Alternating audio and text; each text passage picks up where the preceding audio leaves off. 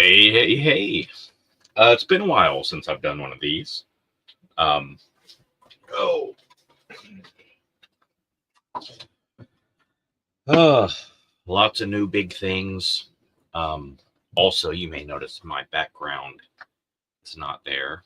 Um, but my little Daisy is. I don't know how she gets eye boogers. Like I can wipe the eye boogers away 100 times a day, and she'll still find them. Ugh. Anyways, so uh, I did my little election stream. Uh, by the way, I was right. You were wrong. And, I was right on 49 states. Um, I was actually wrong on Wisconsin. Uh, but otherwise, pretty spot on. Um, there is a single fly in here. It's driving me insane. Oh, college football was tonight, and that's what I'd like to start with because clearly that's what most people are interested in, college football. Either that or I just really want to brag uh, a lot about certain teams just screwing the pooch here. All right. Let's see. Let's start with, let's go with the top 25 teams, right? Um,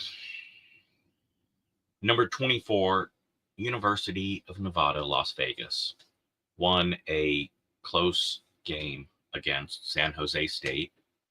Cool. Las Vegas doing pretty good.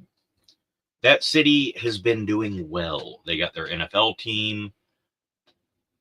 Uh, SMU, Southern Methodist University out of Texas. They crushed the Cavaliers out of Virginia. Miami is quietly dominating repeatedly this season. They're a top 10 team, but there's not a lot of buzz about them.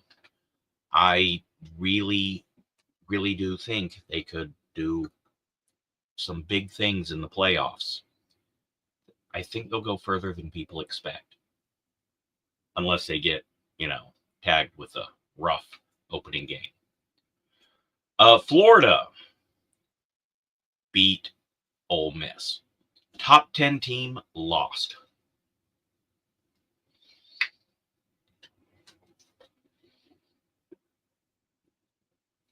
That's the only big surprising top 10 team to lose because obviously two top 10 teams played each other. But yeah, I actually expected Florida to keep that one pretty close, maybe win. And the Buckeyes beat Indiana. I like the Cinderella story, but it's better for me, for my season, if the Buckeyes won. I just wanted it to be close. It wasn't. 38-15, Ohio State killed them. Number 25, Illinois had a closer game than I thought against Rutgers. Georgia won against a fucking third-rate community college, UMass. Tennessee fucking crushed UTEP. Don't know why they played. Well, UTEP got a paycheck. Clemson beat the Citadel, who actually put up 2 touchdowns. Colorado beat the Jayhawks. I'm sorry, number 16 Colorado was upset by Kansas Jayhawks. But let's remember, Kansas did something very, very enjoyable to me. Last week, they let me double check, make sure I'm not getting it wrong. I believe last week they beat BYU, gave them their first loss.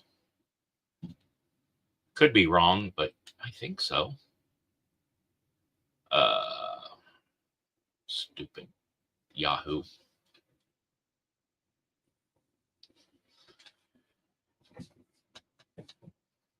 Come on. Yes, they lost to Kansas last week. And then Kansas gets another upset victory over Colorado. Good team, though. They got a lot of shit because of their head coach. But nah, good dude. Penn State barely beat Minnesota. Honestly, that should put them out of the top 5. It should. And Brigham Young University lost 2 weeks in a row. They were unseated by Arizona State. Good school. Good town. My Texas Longhorns destroyed my dad's Kentucky Wildcats. Now, Kentucky's record is shitty, but they essentially almost beat Georgia. They kept it close against the Gators. Like, they barely lost to Vandy. Like, Kentucky has been keeping it very close. They are right on the edge of having a solid team. Hopefully next year they can get their shit together and that school can completely change from a basketball school to a football school. Because Coach Calipari, their head coach in basketball, is a piece of shit and a cheater. He's left and gone to Arkansas, and they got some former player who's not a great coach, but seems like a good dude. The Gamecocks played nobody and won 56-12. Mississippi State lost convincingly to Missouri. Boise State barely beat Wyoming. But Wyoming's a much better team than their record would let you think. Like, they've had some tough fights.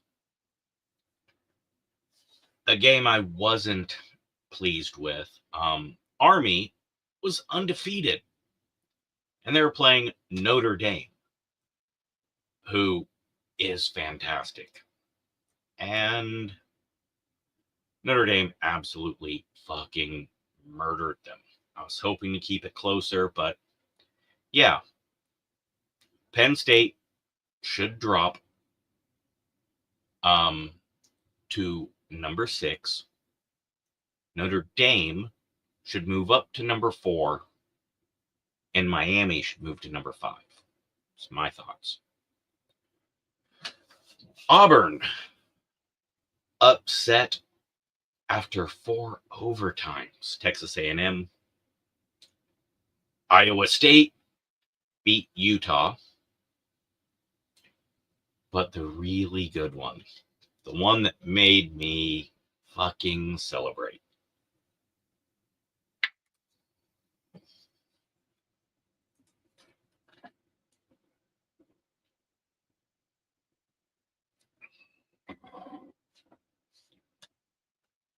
(24-3). Alabama got fucking sodomized by Oklahoma. Now, Oklahoma has been not doing well as of late. They're 5-5. They have not done well. I'm sorry, they're now 6-5. Alabama's now 8-3, and I know they will try their hardest to find a way to squeeze Alabama into the playoffs. They always fucking do. I mean, I remember 10-2 Alabama being voted into the national championship, while you had undefeated Hawaii, 11-1 Oklahoma, 11-1 Texas, 11-1 I want to say Missouri. You had all these teams with better records and tougher schedules. But they're like, oh, nope, Alabama. Fuck Alabama. So, yeah.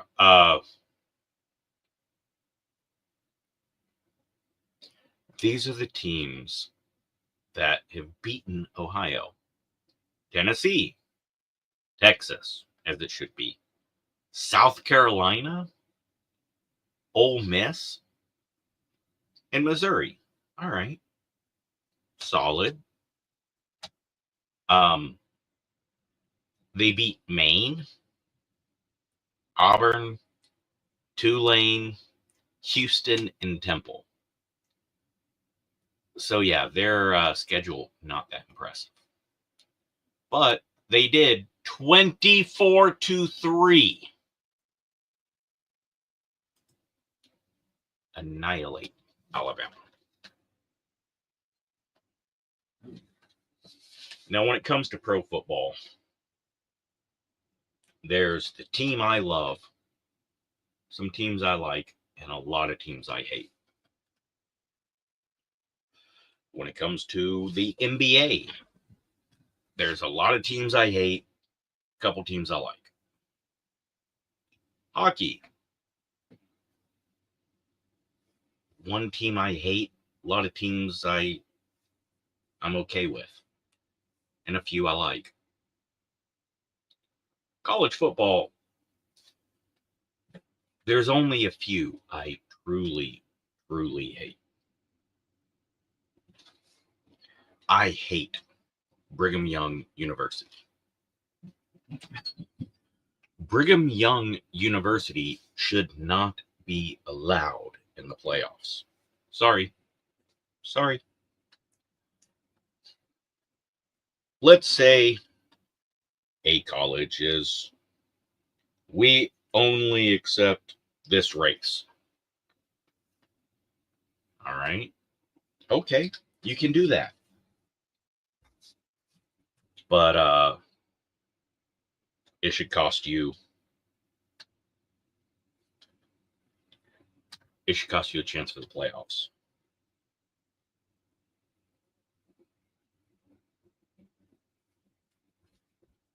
Let's say a school's like, oh, we'll only take people of this religion, or we will take anyone, but not this orientation.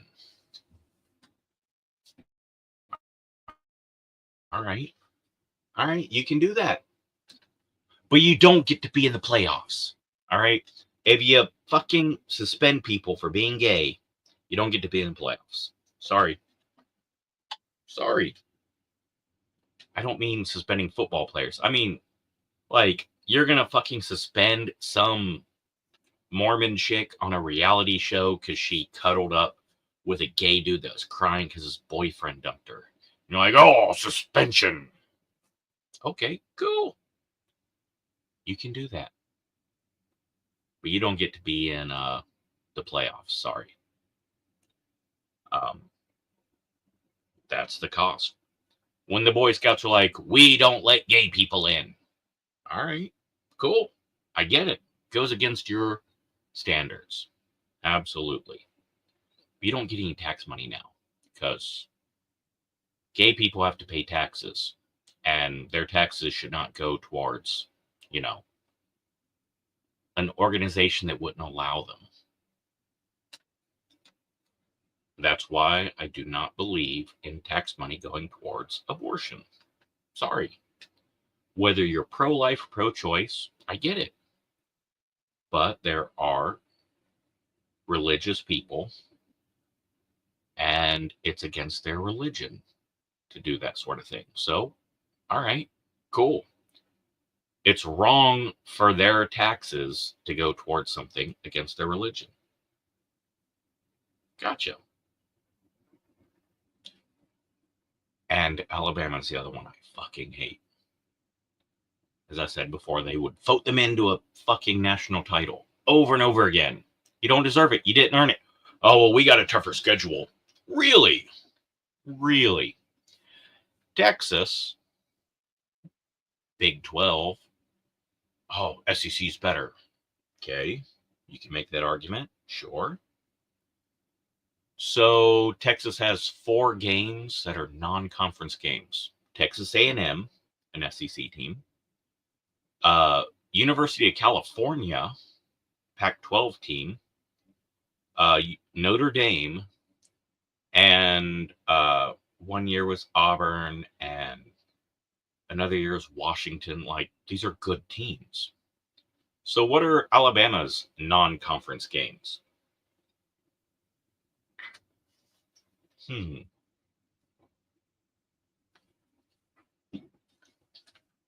Appalachian State, University of Alabama, Birmingham,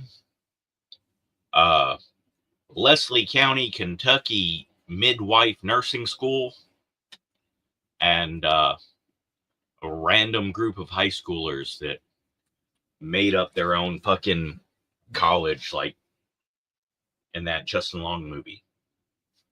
Yeah, sorry, you can't say we got a tougher schedule and then play 4 community colleges. No. And they fucking went with it. Now, Texas kept the same starters from last season. Last season, they were rather dominant, did great. Big 12. This season, same fucking thing, only now they're a top 3 team. What changed? The schedule didn't change. The players didn't change. The football didn't change. Why a higher rating now? So yeah, fuck the SEC. Now, next topic. There is a TV show. When did it? Pretty sure it's brand. Yeah, just came out in September. Don't even think they've had a full season yet. And it's on ABC. It was created by Drew Goddard. Drew Goddard, who also, he's from Texas, by the way. He also created, well, mostly horror movies. Cabin in the Woods, Bad Times at the El Royale, which is fucking fantastic, by the way. Really marketed badly. They tried to lean into, oh, we got Thor. Great, cool, but yeah. Cloverfield was very, very interesting and cool. Half-Baked, sure, but it's a horror movie. Cabin in the Woods is essentially Scream, a parody of a horror movie that still, gives the horror. The Martian, Matt Damon being rescued again, and it costing a lot of money, and basically Saving Private Ryan in space. And they're all good. He wrote for Buffy the Vampire Slayer. He wrote for Angel. Alias, I didn't really see. Lost, which is what got him the job on Cloverfield.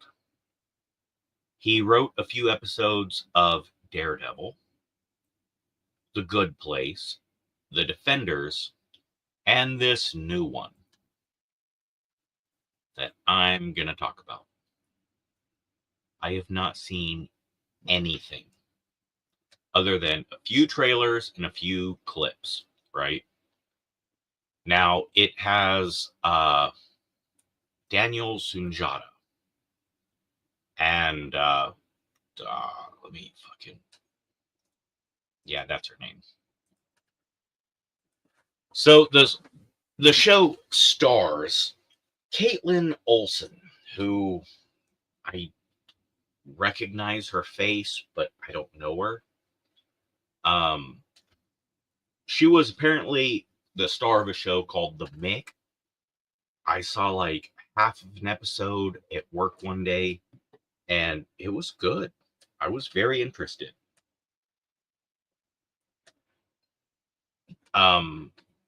And she was on Drew Carey show. I missed it, but I think she's most famous for the Mick and It's Always Sunny in Philadelphia. She plays Dee. Now, It's Always Sunny is a very, very good show that I don't like. It's good, it's well written, it's creative, it's interesting. Absolutely. I would suggest you watch the show. Start at season 3. And you very much may love it. Most people that watch the show regularly, or most people that have tried the show, like it. A lot of them love it. I think it's a great show. I don't like it.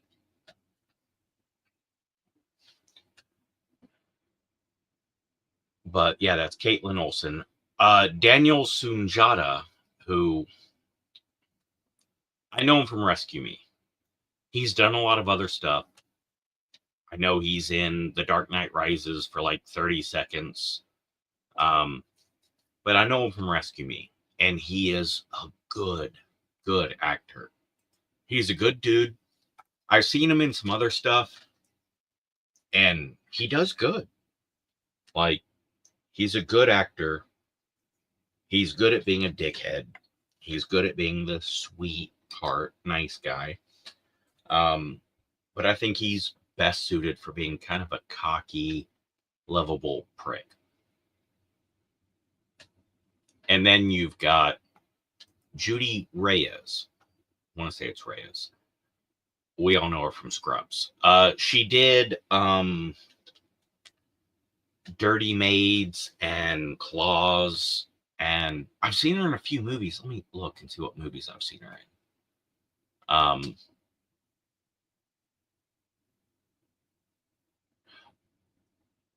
Yeah, she was in Bringing Out the Dead as a nurse. I think that was because of Scrubs. Timing could be off, but yeah, I think so.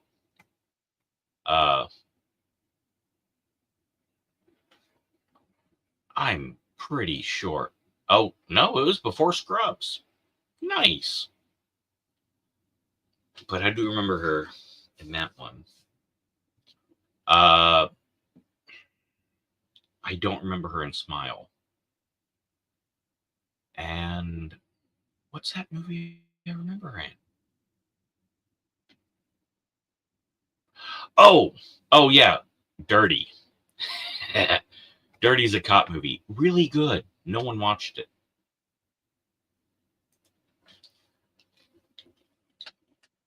But it's a show that I'm very, very much interested in.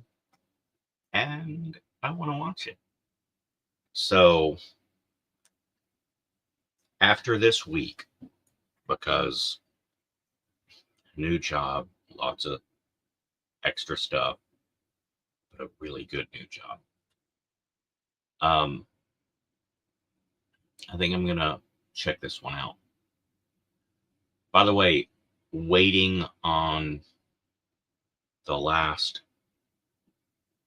season of the last half of a season of Yellowstone. I watched the first episode, haven't watched the second one yet. I'm gonna try to wait so I can finish them all out at once on a day off. But Yellowstone, very good show. Hate Beth. Great character. Makes the show better, but I fucking hate her. I like Jamie better. Absolutely like Jamie better. He's a better person, better son, or better child. Better person.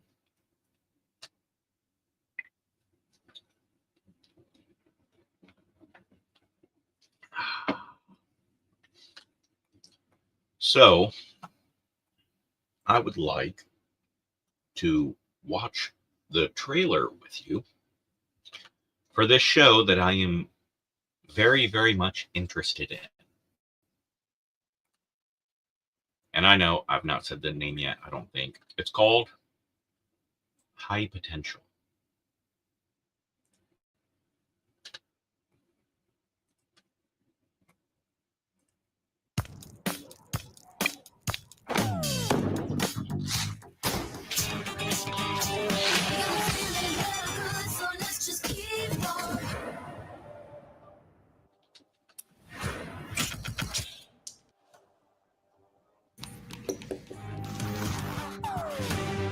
Who changed our board? Who did this? That's Daniel Sunjata. Who the hell is this? Tampering with a criminal case is a serious crime. If I see a mistake, I need to correct it. What mistakes did you see? I'm assuming you think this lady offed her husband, but someone was tied up with the curtain cord. There are no marks on the victim's wrist, so it wasn't him who was tied up. We could use someone with your talents. Me? Work with cops? You're a single mom with 3 kids pretending to be a cop. I am consulting. Got a dead body, gotta go. Isn't that our cleaning lady? Oh, I see you brought your baby to a crime scene. The cleaning lady's rearranging my boards. You see a cleaning lady. I see more. Morgan is a high potential intellectual. She has advanced cognitive abilities. What is she supposed to do? Spot the things my detectives miss. So So what do you insulting think to him. happened? All of the candles were melted down, except for this one. It was thrashing around, and backwater put out this lone candle. But was it murder? 100%. This is my first interrogation. Is it like good cop, bad cop? What? You want me to go in and flip the table over? No. Mom's gonna solve the case, Ta-da! and then she'll never have to scrub other people's toilets. You know, not too bad for your first case. And we'll live happily Nice. ever after. Someone got married. No. Are you guys dating? Nope. You don't even. Absolutely not. It would be good. Can we roll the siren? Absolutely not. Sure. No, not in the drop-off line. We have an APB out on 2 extreme cutie pies. Oh, poor kid. Stream on Hulu. I have Hulu. Fuck yeah. All right. I'm sold. Like I said, the only I caught a clip. Didn't know what it was. It was just one of those fucking YouTube videos where it's like, oh, the janitor impresses hard-nosed boss or something. I watch, and it's like it was a scene where they pull her in. It's like, why are you fucking with the board? Look, I was just trying to put it back together, and I didn't know what order it went in, so I put it in the right order. You know, saw some mistakes, so I fixed them. So I made the board match the. Yeah, I think it's gonna be good. I do. All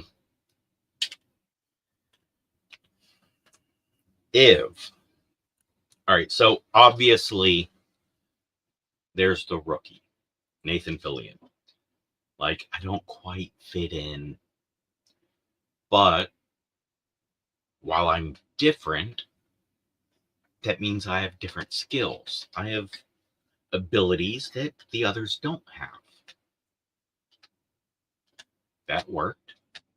A monk. Wasn't majorly fond of Monk, but a lot of people loved it, and I think it was well done. Again, I can say it's good, achieves its goal, great show. I don't like it. My personal reason for not liking Monk is I'm not a huge fan of the awkward humor, right? Let's all laugh at how awkward that person is. I get it. It's funny.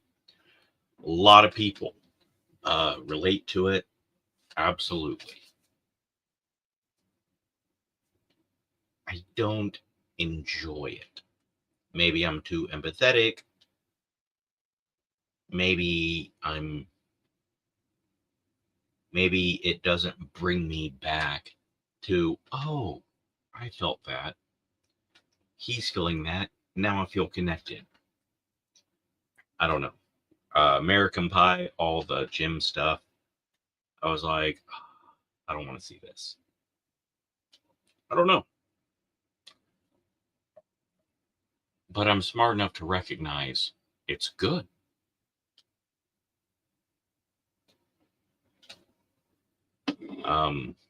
Universe Galaxy.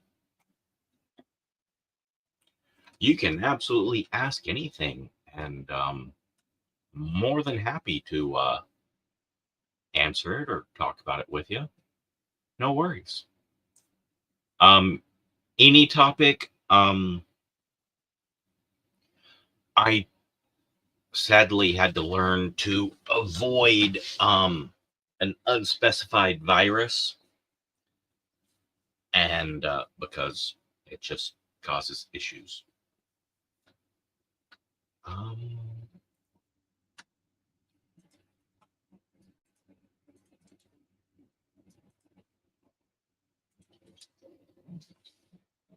There you go, brother or sister. You can absolutely click on that, jump on, and you don't have to show your face or anything, but yeah, you can jump on. Don't even have to come in the studio. I can just listen to you. All right.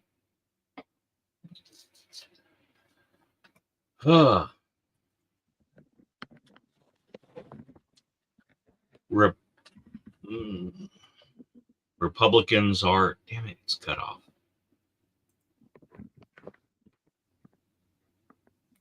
Republicans are something, W-O. Hey, how you doing? Hey, how are you doing? What would you like me to call you? Hey, yeah, I guess whatever makes it easy for you. I know it's not practical to read the whole thing, so whatever's easy for you, man. All right, I'm gonna call you Bobby. All right, fine. Where'd you get that from? Oh, I know the what it shows, right? No, I actually didn't get the whole name. I saw a name, but I didn't want to say your name, so I just went with Bobby. Although I think your name that you put in there is great director. Love him. Oh, John Waters? Yeah. Yeah, okay. No, the reason I was asking is because I call lots of shows, and they come up with all kinds of names. I've been, like, sometimes they won't have a name, so just make up a name. They'll go Randy, or Jason, or Bobby, or whatever. So I thought when you said Bobby, I thought you were doing that. Oh, no, not at all. Just Bobby was first name popped in. Oh, okay. And then the John Waters name, I just made that name up.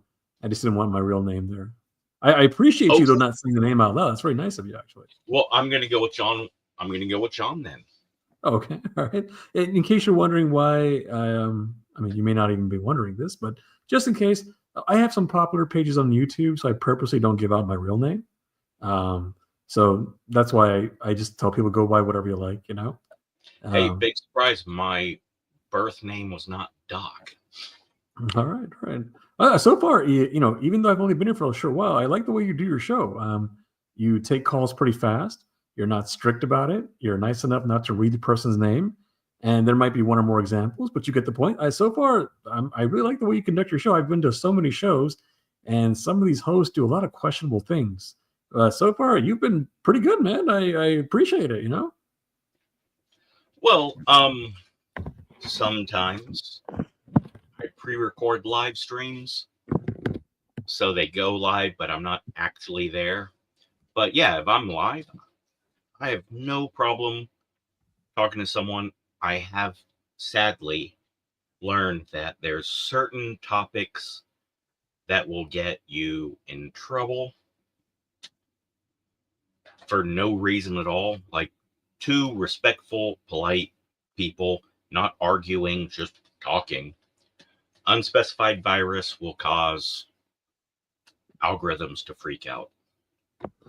Yes, I've actually had my like I remember I told you I have more than Yes. one page on YouTube. I don't know if I told you that, but anyway, I've had my pages deleted 6 times, not because of my topics though. I've had prank callers call in, and you know when they go on screen they put stupid things. Which, by the way, for you, I had to learn that one. right? People shouting certain words, and it's like, okay, that's, you got every right to say that, but, and then yeah, YouTube doesn't Yeah. take into account anything other than someone said a word. Oh wow! So that happened just by someone saying something, huh? Wow. I At least- had 16,700 something subscribers on a previous channel Uh-huh. that got crushed over Oh wow! someone using a bad word. Wow, just a bad word? A very bad word. Wow! And repeating it regularly. Wow! Okay. If it makes you feel better, I had a page with 49,000 subscribers that got deleted. So if that makes you feel better, I don't know if that makes you feel better or not. Maybe it makes you feel better. By the No, way, it just makes me annoyed that, you know, they don't have humans look into it. I'd also recommend, man, don't use a StreamYard, and I'll tell you why. You know, you were nice enough to take my call, and I'm not going to do anything bad on the screen. But putting people on like this, if they put something on even for like a second, your page can get deleted. So I would recommend using Restream. On Restream, you can take calls from the audience, but you don't have to put them on the screen like this. You know, it's your show, obviously, but you're taking a risk with other. You don't have to worry about me, but with other callers, you're taking a In risk all there. fairness, I didn't have to put you on the screen. You were in the studio, but yeah, I just took it as screw it. Oh no! The whole time I wasn't on the screen. Well, you didn't have to be on the screen the whole time. I could have kept you in the studio, but where you're not on screen, but we can still communicate. Oh, but the audience won't be able to hear it, right? Right, but Yeah, no, I yeah. went ahead and put you live so that anyone can hear. Yeah, that's what I'm referring to. Like when you put callers live, you are taking a risk. Like I said, I've had my pages deleted 6 times, and always because of prank callers. So I highly recommend, man, as a friendly advice, use Restream, because now you can take calls and the audience can hear them, hear your calls, but you don't have to put the callers on the screen then. Okay. Yeah. But anyway, okay. Screen. Sorry, but yeah, you had Yeah, I what I do is I like to call into different shows and bring up certain topics. If you don't like any of my topics, no hard feelings. Like let's say you say, "Hey, I'm not interested," I just hang up and go to another show. You know? well, I am. Call me intrigued. I would love to. It's like, sure. I got 4. Now, one thing I do have just to put it out there. Whenever I bring these topics up, it goes different ways. Some people like the topics, and they continue and they have a debate, or not even a debate. Maybe it doesn't have to be a debate. It could be just asking questions, having a conversation, all that. Then on the other hand, some people start to get mad at you and insult you and make fun of you and all that. And then on the other hand, some people just don't even, after you tell them the topics, they don't even keep you on for that long. They just hang up on you. So if it goes negative, that's too bad. But I hope it doesn't. Obviously, I hope it stays positive. I have very little desire to fight and argue, and love to learn from people. I love to share my opinions. But yeah, it's asinine to go from, well, what are your thoughts on the issue that happened between Howard Taft and Teddy Roosevelt, to go from that to, well, you're clearly a fascist federalist. Like, okay, well, that doesn't actually contribute to that conversation, but sure, let's call each other names. You But know, yeah. yeah. Sorry, go ahead. Sorry. Oh no, I was just saying, but yeah, and then go on. I learned, and I'm glad I learned this. Whenever you have a serious debate, I'm not talking about like a small debate, like, oh, was that movie good, or hey, what's the best restaurant to go to, or hopefully a vegan restaurant, or like, hey, what city is the most fun, or whatever. Those are like small debates.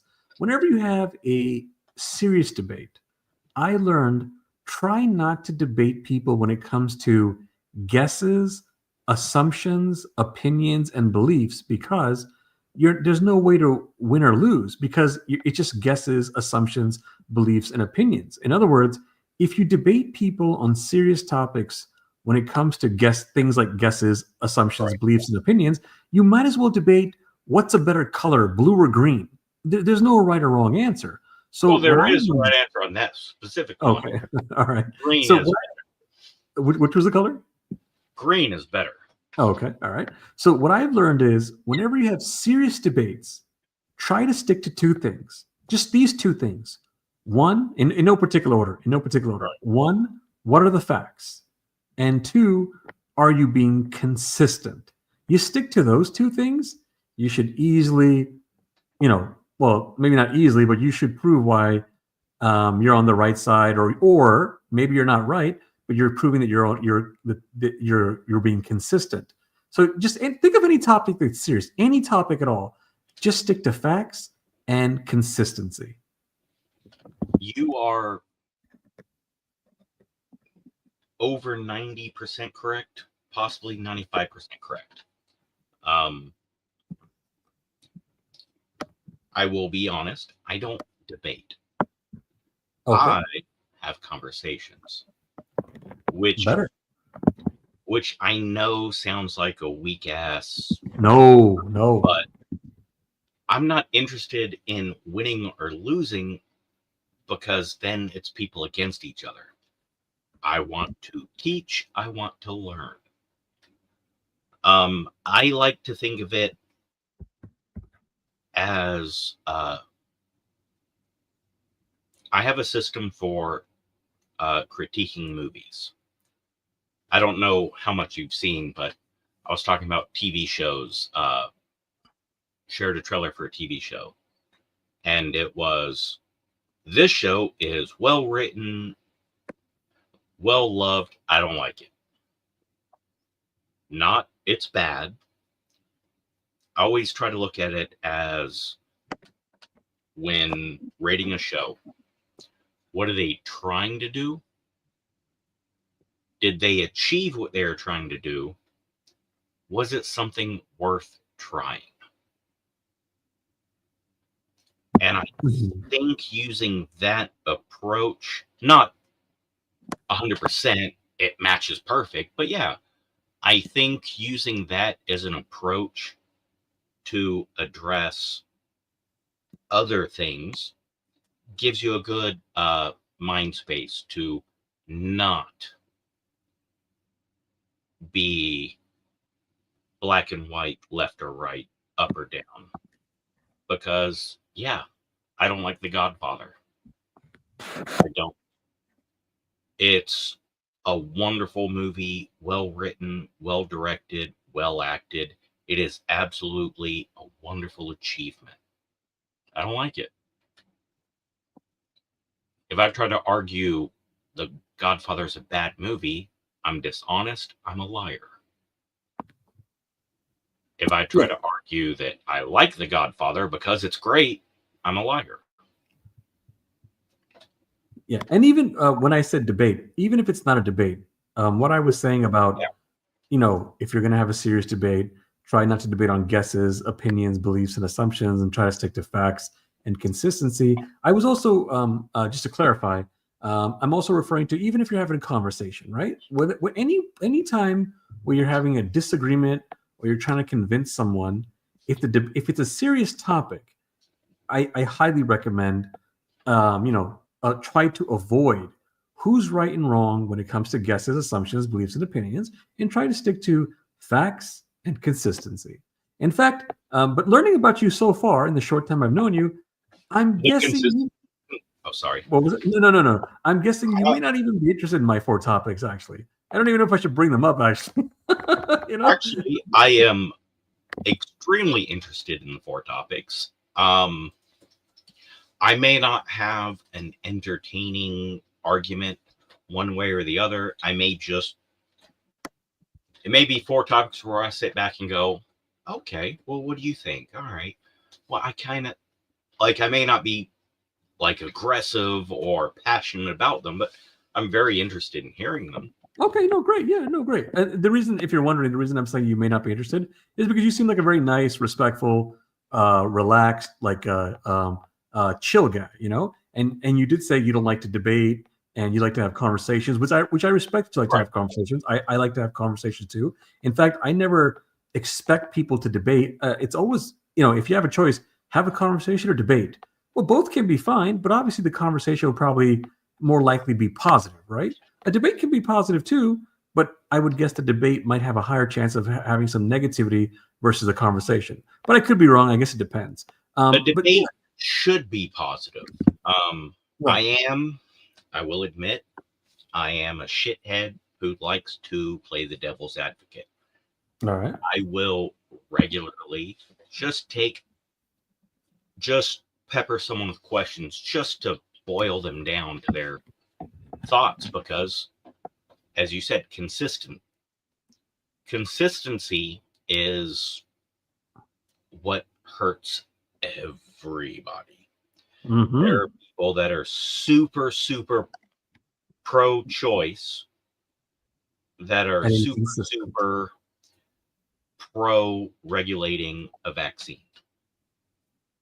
And then there are people that are super, super anti-abortion, but, on the other side. So, yeah, I'm with you on that one, man. Consistency is what makes both parties awful. And, since you said you might actually, you're someone who likes to ask questions and press people and, basically, I'm not putting words in your mouth, but you like to follow up and all that. Maybe you will like my 4 topics. Who knows? But anyway, I guess I'm super interested in your topics. Okay, great. Thank you. Pick one at random and sure. Should I give you all 4 at once or just go one at a time? Well, let's pick the first one. Pick any one randomly, and we can jump into that. And maybe it's something we can jump into, or maybe What I was thinking was if I tell you all 4, then you can decide whichever one you like, if you like any. Because let's say I start with 1, and then we get into it for an hour, then we don't get the other 3 don't get mentioned at all.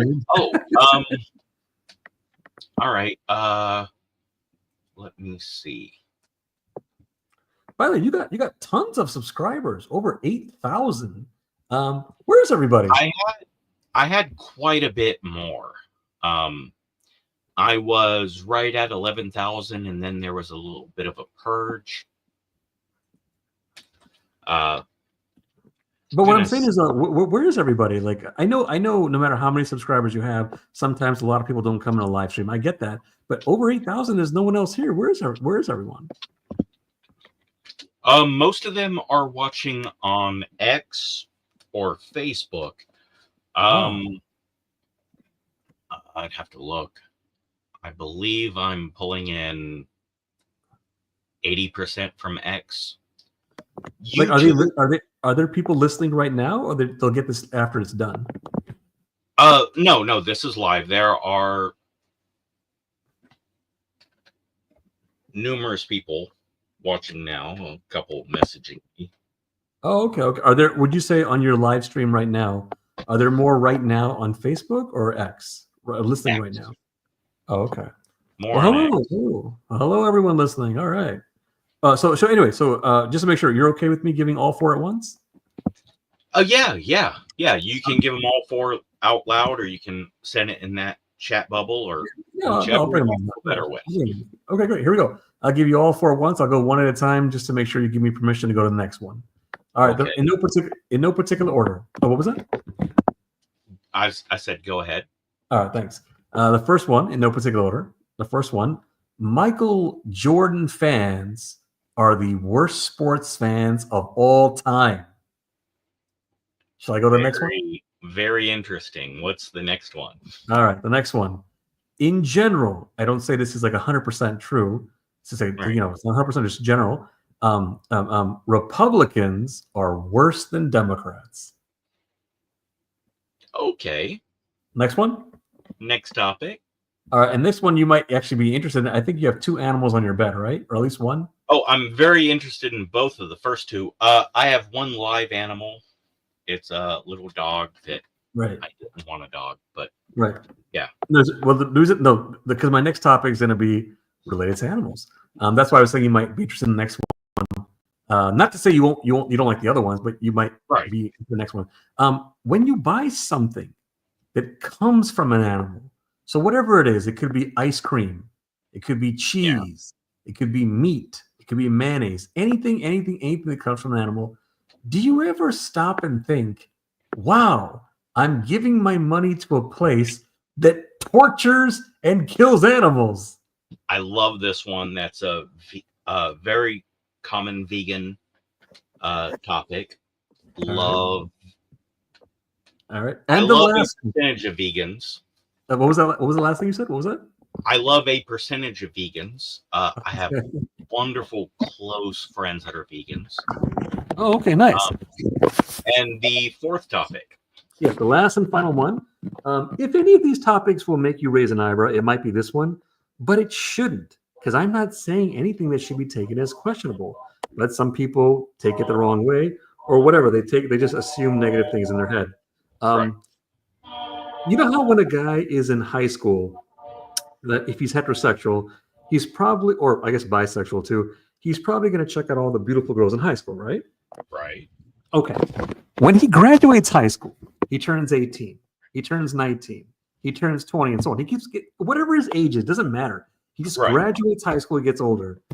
Do you know any religion in the world or anywhere in science, or both religion and science, where it says that when he graduates high school, he turns 18, he turns 19, he turns 20, and so on, that he is supposed to stop being attracted to girls in high school then? Those are my 4 topics. Okay, the fourth topic is the most. I don't quite get it, so that's the one I want to jump in on. Okay.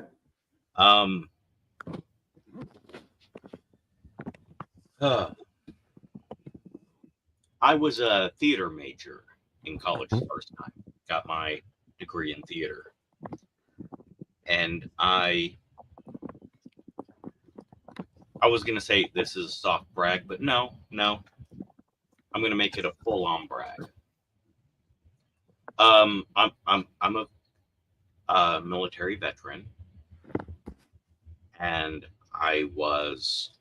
while I was in the military, Barack Obama refused to allow gay marriage, but the Supreme Court overrode him and finally allowed it.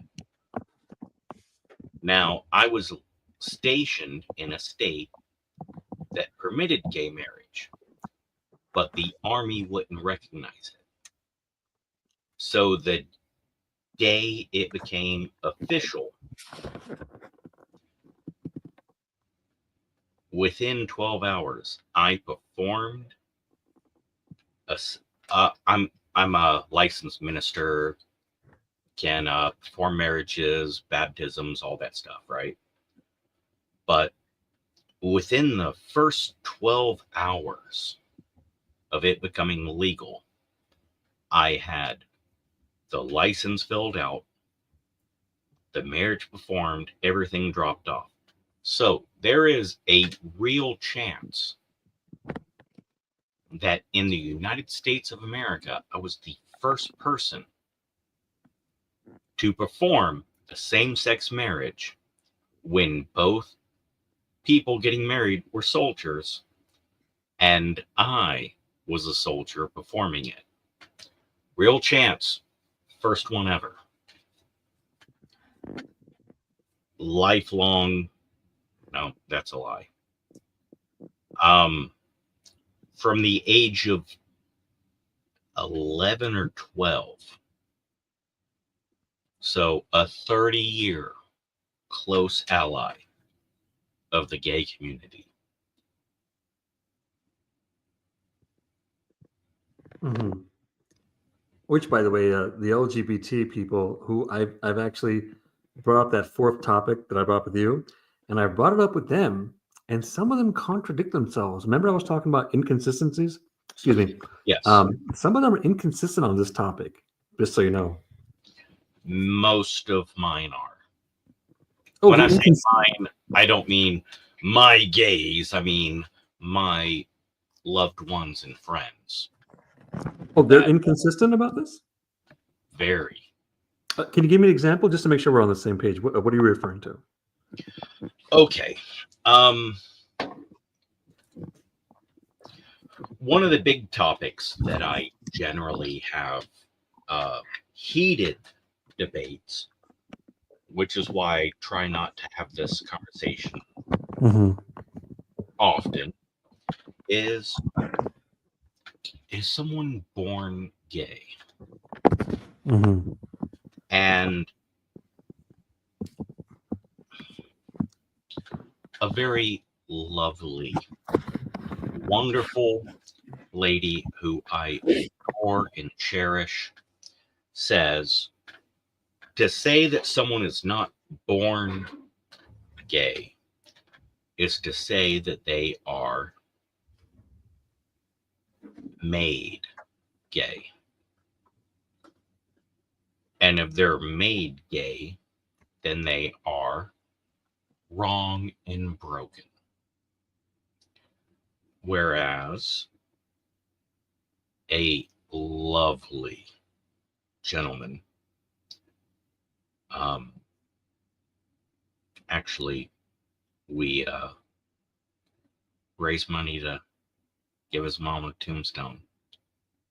He says, saying that people are born gay means it's a genetic thing and you can fix it.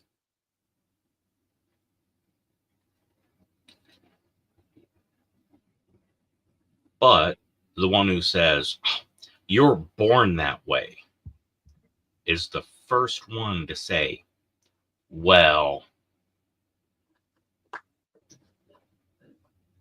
you're straight, but so is spaghetti until it gets wet.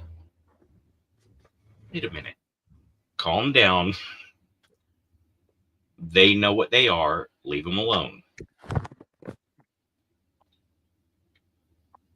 I know that's not a direct connection, but that was just the first one that popped in my head. No, I understand. Yeah, no, I understand. Yeah, I would imagine that,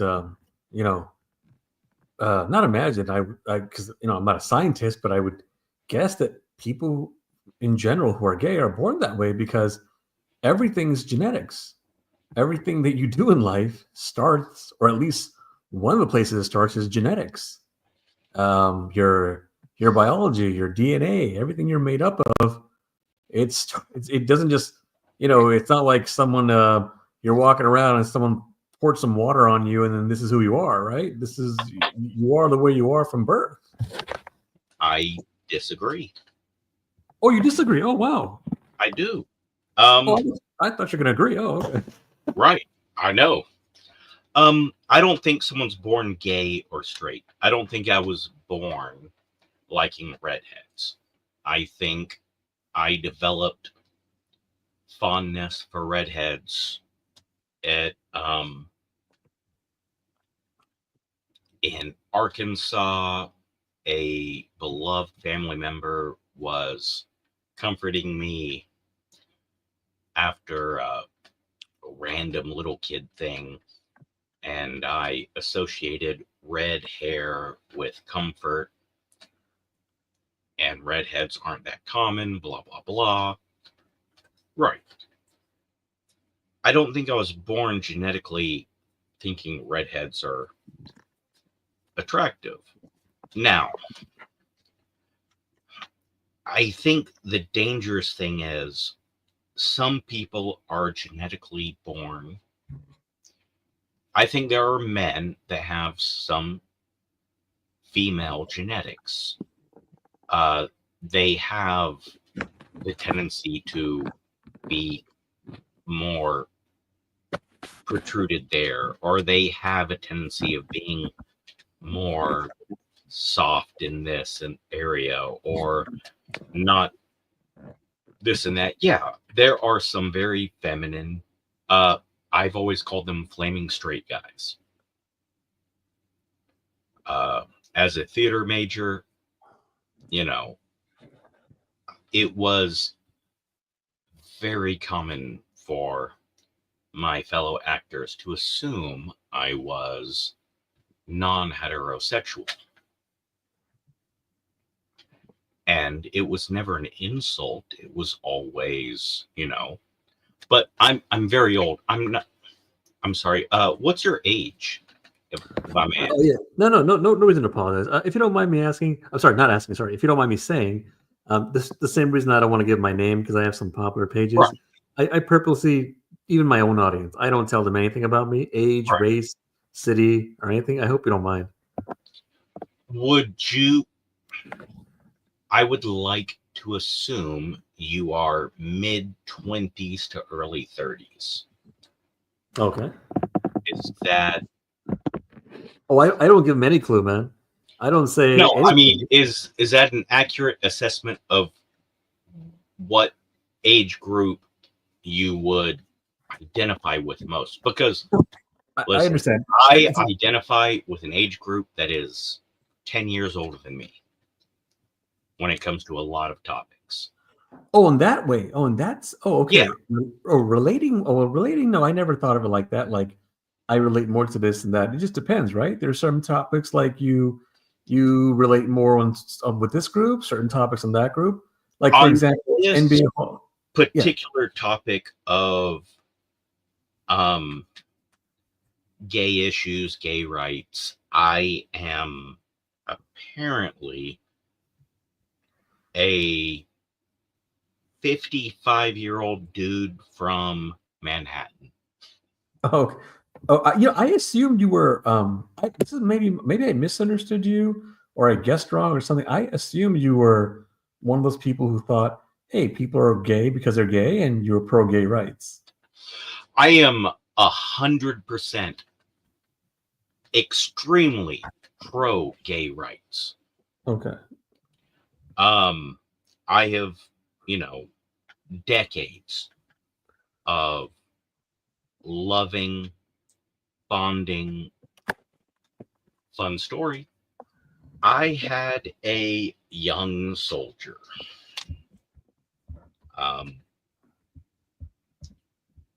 He is my kid, my brother, my absolute loved one. And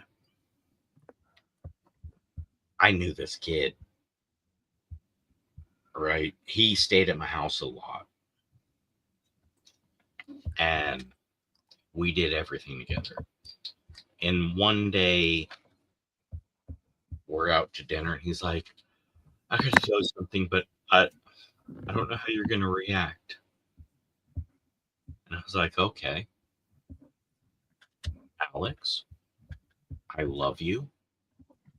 I trust you. Whatever you did, I will do my best to help you. And it was him coming out of the closet. And I was like, oh,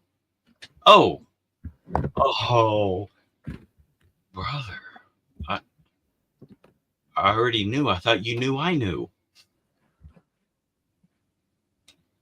And my advice to him when he told me was, please don't tell the other soldiers, because the very first one that fucking gives you a hard time, I'm going to end up in prison because I will fucking murder them. So I'm old school. You know, I love Buck Angel. I am, think of me as a 60-year-old gay man trapped in a 40-year-old straight man's body. All right. So yes, I'm absolutely 100% pro gay rights But and really unhappy with the LGBTQIA 7.62 millimeter community. okay. Well, like I said, if I go over topics that are serious, I try to stick to facts and consistency and try not to debate. I try not to debate people on guesses, assumptions, beliefs, and opinions. And yes, I will give, you know, personal stories about, well, this and that and blah, blah, blah. That doesn't, again, my experience with Alex or Dallas or all these people, this is my experience with a person that shaped my opinion on the outer world. It's not fair or honest to assume that's the rule of law. But yes, I don't think people are born gay, but I don't think people are born straight. Well, at least you're consistent in that sense. You know, I guess I guess there's no way to know for 100% for sure, I guess. But at the end of the day, science, I mean, everything is genetics. So the example you gave of liking a redhead, that would be a little different because other things come into play in your life, like, you know, how you were raised, what you were taught, what your surroundings are, and all that. So I guess if you were to grow up, let's say in Japan or Africa or, you know, South America, wherever, you may like more of the girls from that area because you grew up there. So that's something like that. But certain things born as a species, you're going to like certain things like water, like food, like the opposite sex and all that. Now, that doesn't mean it's always true. Some people are bisexual. Some people are homosexual. But it all goes back. It all starts with your genetics. Everything starts with genetics. If you're denying that, I would imagine you're denying science, the facts.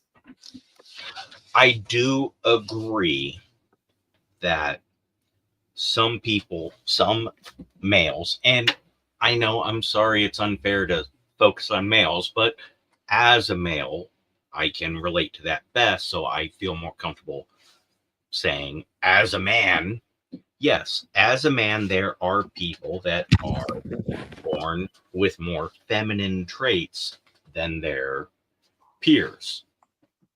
And that does, I believe that does increase the chance if a male is born genetically with more feminine traits, he's more apt to connect with a feminine ideology or a feminine role model and more likely to either be sexually attracted to the opposite or sexually attracted to what they see the people they connect to being attracted to.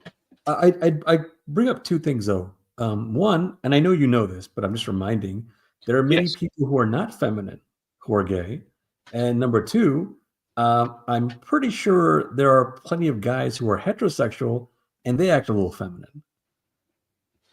Yes, as I mentioned before, flaming straight guys, absolutely. And yes, I had a slightly prejudiced. No, he wasn't slightly. He was prejudiced. Very hardcore redneck anti-gay. Just had this dude that worked for me, and I had not online generally. I'm like, yeah, so I had this NASCAR loving, fishing expert, hunting, hardcore redneck fag. Killing animals for fun. Again, this is West Virginia. And yeah, I mean, he was absolutely everything my prejudiced fucking coworker loved. The difference between them was they liked different NASCAR drivers, and one liked to suck cock. And Chris, my employee, had no idea that his new buddy was gay.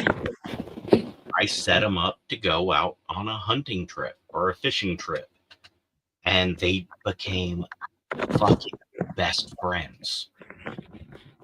And months later, Chris finds out that his great friend happens to like to bang dudes.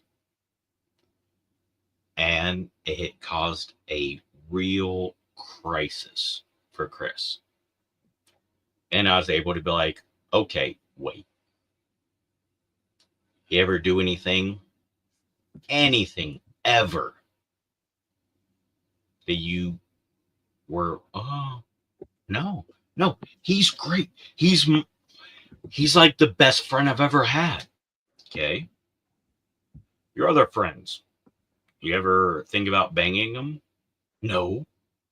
You ever worry about your other friends trying to bang you? No.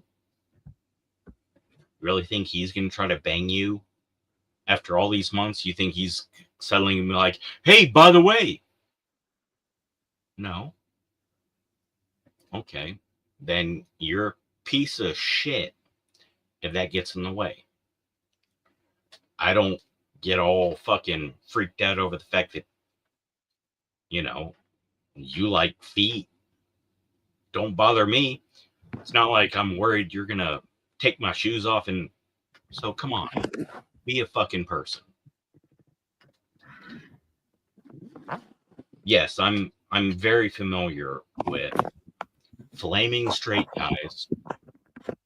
I'm a slightly flaming straight guy and really manly dudes.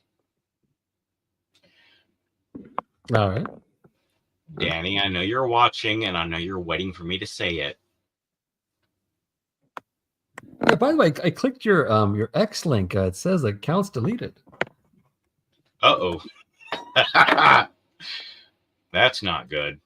Oh, might have been my previous X links. Unless they deleted me today, I'd be surprised. No, but you were saying people are listening right now on X, though, right? Well, actually, I didn't ask Danny what he's watching on. No, my X. Remember earlier I was asking you, are people listening? More people listening on Facebook or X? You were saying Facebook, I think. By the way, I went to your Facebook too. I couldn't find it there either. X is more common. Also, yeah, it's terrible. I need to update those things. I found your Facebook link. It's there, but I didn't find any live stream where people were typing anything. Really? You know what? I Maybe I didn't on Facebook. Maybe I didn't research your Facebook enough. You know what? You may have. I honestly don't know. I just get messages from people sometimes saying, "Oh, I checked out your live stream." All right. So yeah, man. So there you go. Yeah, my reach has dropped a lot this election cycle. Oh, okay. All right, so let me ask you. Yeah. Why because we jumped on this last topic, the fourth topic. Oh yeah. What were you looking for as a conversation? Like, what specific questions were you wanting to jump into? It wasn't one thing. It was an excuse me. It was a number of things. And excuse me again. One of the things I was asking. I think you said you didn't understand the fourth one, right? Well, I said I didn't quite get it, but I'm intrigued, and that's Okay. why I jumped on that one. Right. So, you know, when you're a guy in high school and you check out other girls in high school, everyone says, "Hey, no, you're normal." You graduate high school, you do the same thing. They say you're a sick, you're insane, you're a pedophile, Right. and all that. So I'm asking the question. I'm asking the question: when a guy turns 18, 19, 20, and so on, what do you know any religion in the world or anywhere in science or both where it says that when he turns 18, 19, 20, and so on, that he's supposed to stop being attracted to girls in high school then? That's right. That's the part I missed. That's what got me on my ramble. See, this is why I named the channel Rambling.j. So that is one of the most contentious questions.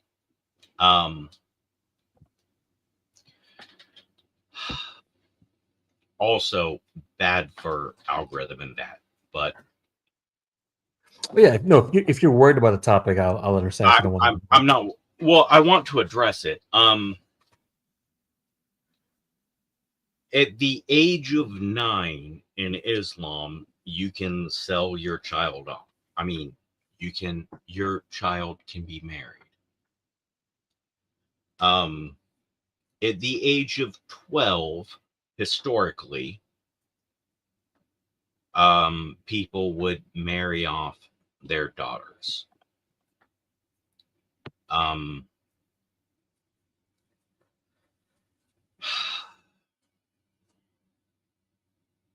By the way, in case you're wondering, the answer to the question is there is none. Oh yeah. Scientifically, genetically, no. And religiously. Religiously, different religions have different things. You're right. You're right. It's possible there could be one or more religions that say it's not okay, but I have never known any religion that says it's not okay. And this leads to people having to ask. Yeah, go ahead. Apologies if I'm wrong on Sikhism. But No, Sikhism doesn't say you got once a guy turns 18, he has to stop liking someone, for example, who's 17. Right. Oh yeah. There's no religion that says that. I'm saying in my thoughts, Sikhism is very much pushing that you're supposed to seek a mate that is equal. Now that does not mean I turned 18, drop everybody. No, but I do believe that does get in the way of a 40-year-old hooking up with a 19-year-old. Well, no. I'm not saying it's morally wrong, but I understand. There must be a million sick people in the history of mankind who have been well over 18 and married someone, much younger. Much younger could be 21, 20, 18, 17. Because you didn't focus just on under 18. You said like 40 and 18 was bad. Not bad. I wanted to point that out because it would be dishonest to say, a 40-year-old banging a 17-year-old. Well, yeah, that's illegal. And Christians love. But remember, my question. But remember, and this is fine. This is a fine topic too. But remember, my question was not about who it's okay to marry, or even be with. My question was, where does it say you have to stop being attracted to them? Well, there's no law, religion, or rules that can stop someone from being attracted. to someone. There are laws to stop someone from acting on it, Sure. and religion does have rules to stop you from acting on things. Well, no. Then I'd like to know which religion says that. Well, Christianity does have rules against, not saying it's followed or widely, but yeah, Christians are not supposed to take advantage of their partners. Now, Well, that's no advantage is a different thing, though. I'm sorry. Take advantage of a weaker person. According to No, I agree, but that's not my topic. Taking advantage, forcing, raping, being anything negative, those are obviously wrong and nothing to do with my topic. when you look at the story of Noah, and I know that's a deep cut, but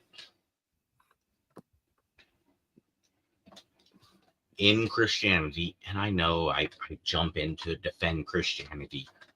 Trust me, there's a lot of things to point out in Christianity, but like, that's wrong, that's wrong, that's wrong, that's wrong. But as a devil's advocate to say, Noah, by the way, I picked this one because it's a cool flip. Noah was drunk, and his children, underage, but doesn't matter, took advantage of him and essentially raped this man. That's bad. Bible says that's bad. If you're 9 years old, don't rape someone, regardless of their age. Right. No, I agree. But again, that's not my topic. And well, it's a side topic, but yes, rape is bad. Everyone agrees. And age specific numbers, nope. Christianity don't say it. But if you cannot give consent, it's bad in Christianity. Of course, I agree. Yes, you can look at an underage person and be attracted, and you're not breaking the laws of Christianity. Right. You don't want to force yourself or pressure in a negative way. Nothing. But you don't want to be rude or if negative. you engage sexually with someone that cannot give consent, if they're not old enough, mature enough, smart enough to give consent, it's wrong. Obviously, but again, that's not my topic. But yes, age is a slider scale, and when are you old enough to give consent and this and that? Yeah, that's your point. My point. One of the reasons I bring this topic up is, one, I want people to think about some facts, because people are thinking all kinds of things in their head, and they just don't even go by facts. And the second thing is, I want them to be consistent. So, for example, if they say they believe in religion, or they say they believe in science, or they say they go by both, okay, well, your own religion and science, doesn't say this thing. And legality, they all three disagree. Who? Legality. Oh, okay. But no, even well, that's a different thing. But since you brought that up, legality doesn't even disagree. In America, the majority states don't have it at 18; they have it at 16. And then the countries are not even the same; they have different laws too. And this is one of the reasons that people are always fighting and debating and arguing all that is because they're not consistent with their own takes. They will say, my religion is the only true religion, and then they don't even follow what their religion says on this topic, for example. Or they'll say, hey, go by science. Science is the way to go. And then they don't go by science on this topic. Or even law. Some people will say, you know what? Go by the law. You got to have law and order, or you're going to have chaos and all that. The law is not even the same. People have got to be consistent. Otherwise, they're just going by whatever they want. Well, let me ask you this. Let's start with law. All right. What should the law state on physical engagement? All right. First, before I answer that, and I'm going to answer you, don't worry. Can we first agree that the law should be the same everywhere? I can agree that the federal United States government should set a number and no state can go below that number. All right. And next question, and this is to make sure we're on the same page. Whatever the number is, can you agree the law has to be consistent in other areas regarding age? So, for example, you're gonna say the same argument that I've been in trouble for a million times. Okay, so don't say it, right? Don't say it. Oh no! I'm saying say it. Okay. Before you say it, I just want to point out you're saying the same shit I've been saying for fucking 15 years. Okay. So, for example, if someone were to say, hey, a girl in high school is a child. She's not mature. She doesn't know what she's doing. She's an idiot. Whatever they say. I'm just making up some random example. She cannot consent to sucking a dick. Then they have to be consistent. Now they have to say that this child should not drive a car. This child should not have a job. This child should not be a supermodel. This child should not be able to have makeup on. She should not have a boyfriend. She should not dress in skanky clothes. And if she commits murder, she should not be trialed as an adult she should be trialed as a child. I can give you more examples, but just for practicality, I'll just give you a few. In other words, they have to be consistent and say, if you are a child, you are a child, period. Not you are a child depending on the topic. I agree 100% with the concept. There were two, it's easier to point out the things I agree with. If you cannot, then you can't drive a car. If you can't, then you can't parade yourself in front of people. Now, what I disagreed with was dressing as a slut.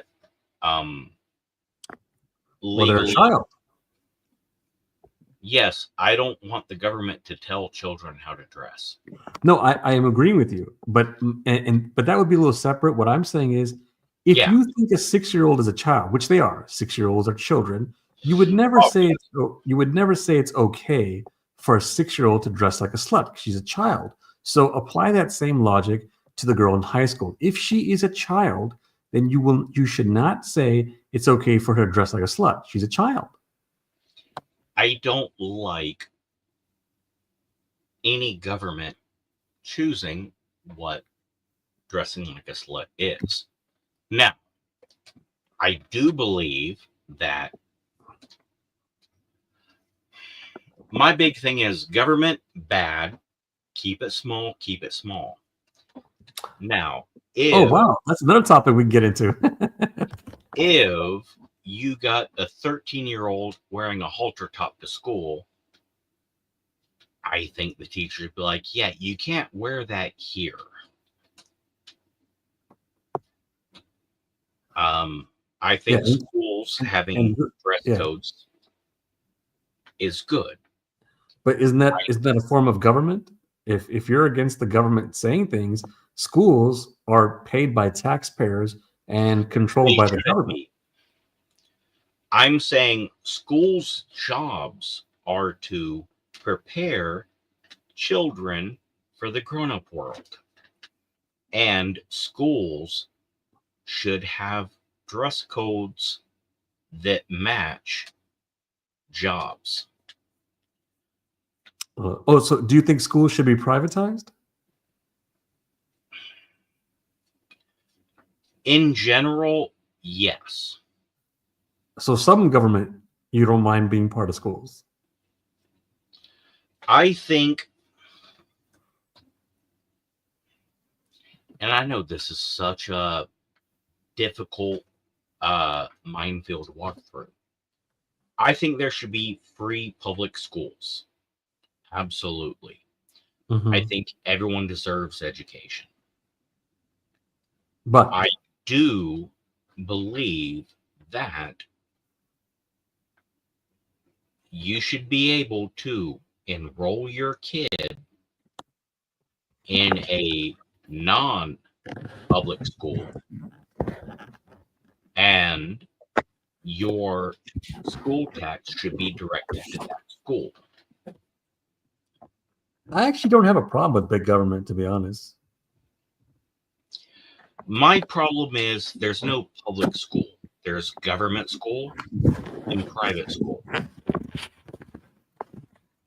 Okay. Well, what would count as public school if it's not government or private? Public school would be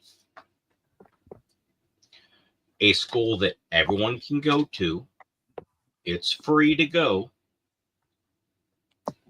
And the teachers and the faculty judge your performance based on what you provide, and they choose whether or not to give you a diploma saying you met all the requirements. Here's this free public school signing a paper saying you achieved what we wanted. So 2 questions. One, who would pay for it? And 2, who would regulate it? Okay. Great questions. I have great answers.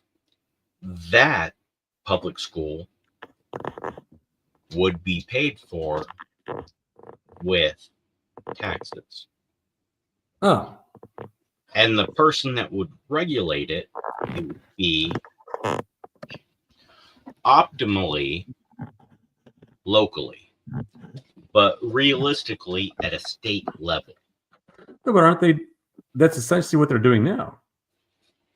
No, what they're doing now is Washington is putting out mandates. No child left behind. Putting out mandates to all 50 states. You got to meet this. Oh, I And see. So you want to leave the states then? I think leaving it to states is an easier solution. So why with the age of like the other topic we had, you made it seem like you want a federal number, but with this one you don't mind states. Why not be consistent and just either say always federal or always states? Why go back and forth? I want a federal low number. I believe, and I could be wrong, and I believe it's consistent to say that I believe the federal government decides to say the legal age of consent is 12 as a number. Okay. In Mexico, the federal age of consent is 9. I think it's 15 now, actually.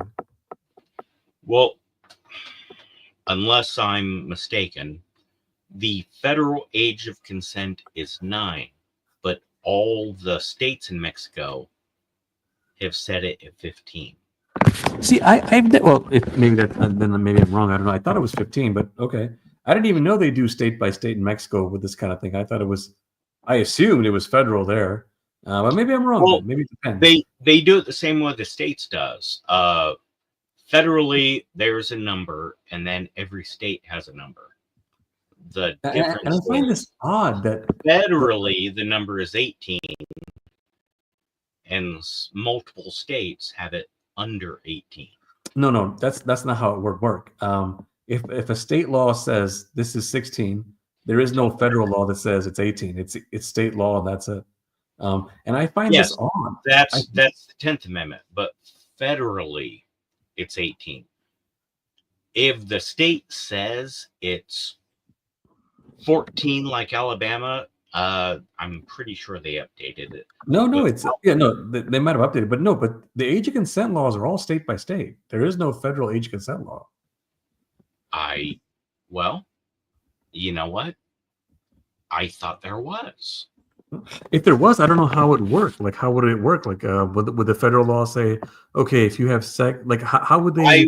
I would think it's the same as the marijuana laws. Federally, marijuana is legal, but multiple states have legalized it. That's why they need to enforce the 10th Amendment. No, better than they do.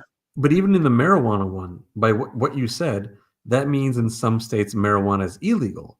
But if the age of consent law is state by state, how would the federal law apply to the age of consent law? Like, how would it work? Like, in other words, I'll give you an example. If one guy was following the law or not following the law in one state, how would he get in trouble federally? Well, Washington State, marijuana is legal recreationally. You don't need In a the medical card. You can smoke weed and no issues.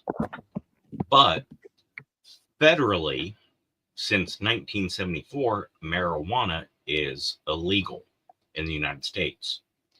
So Something doesn't sound right there. I agree. 10th Amendment.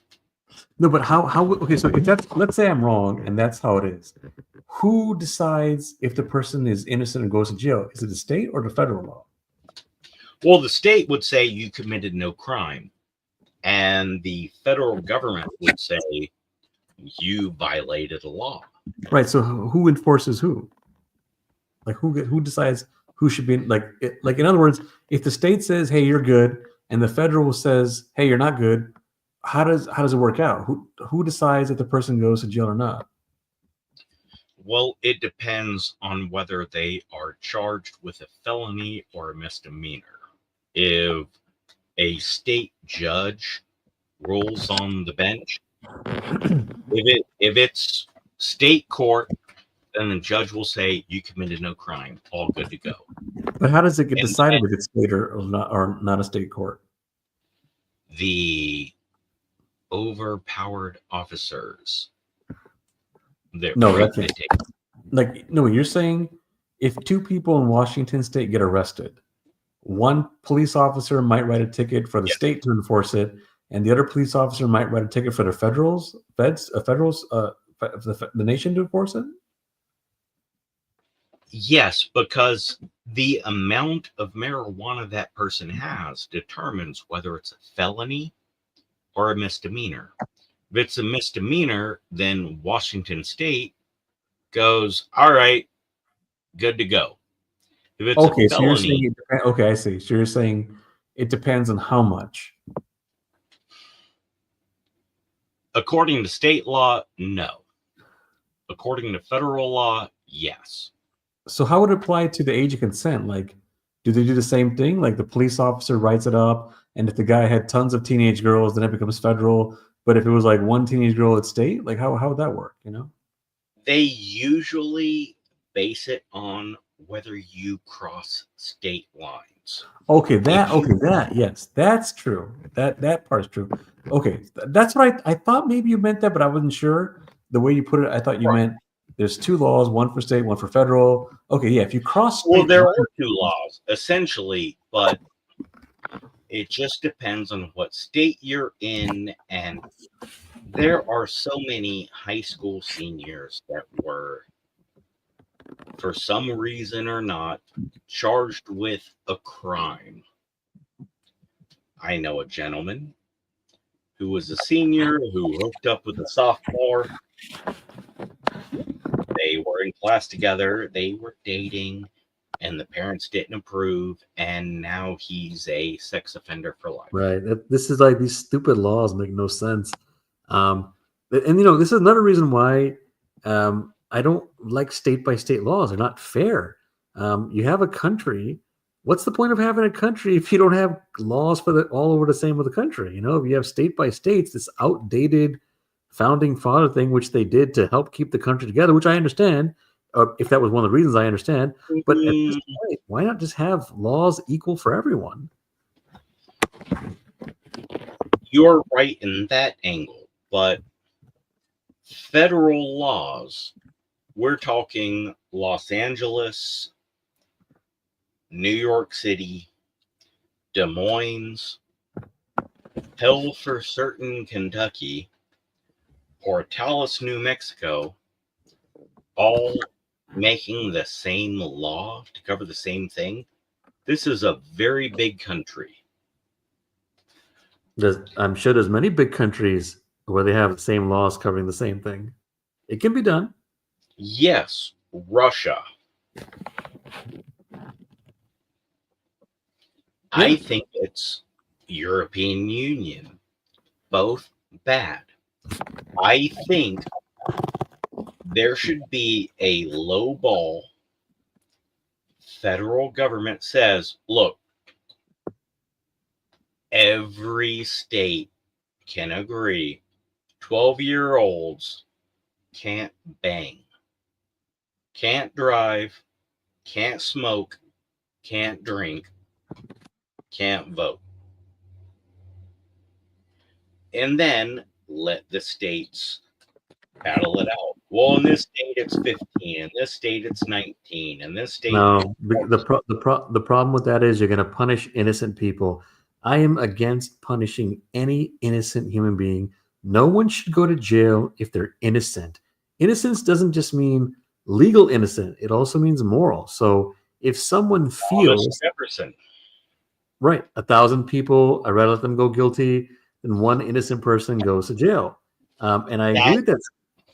That is why there should be a federal law that says, again, random number, well, educated random number of 12.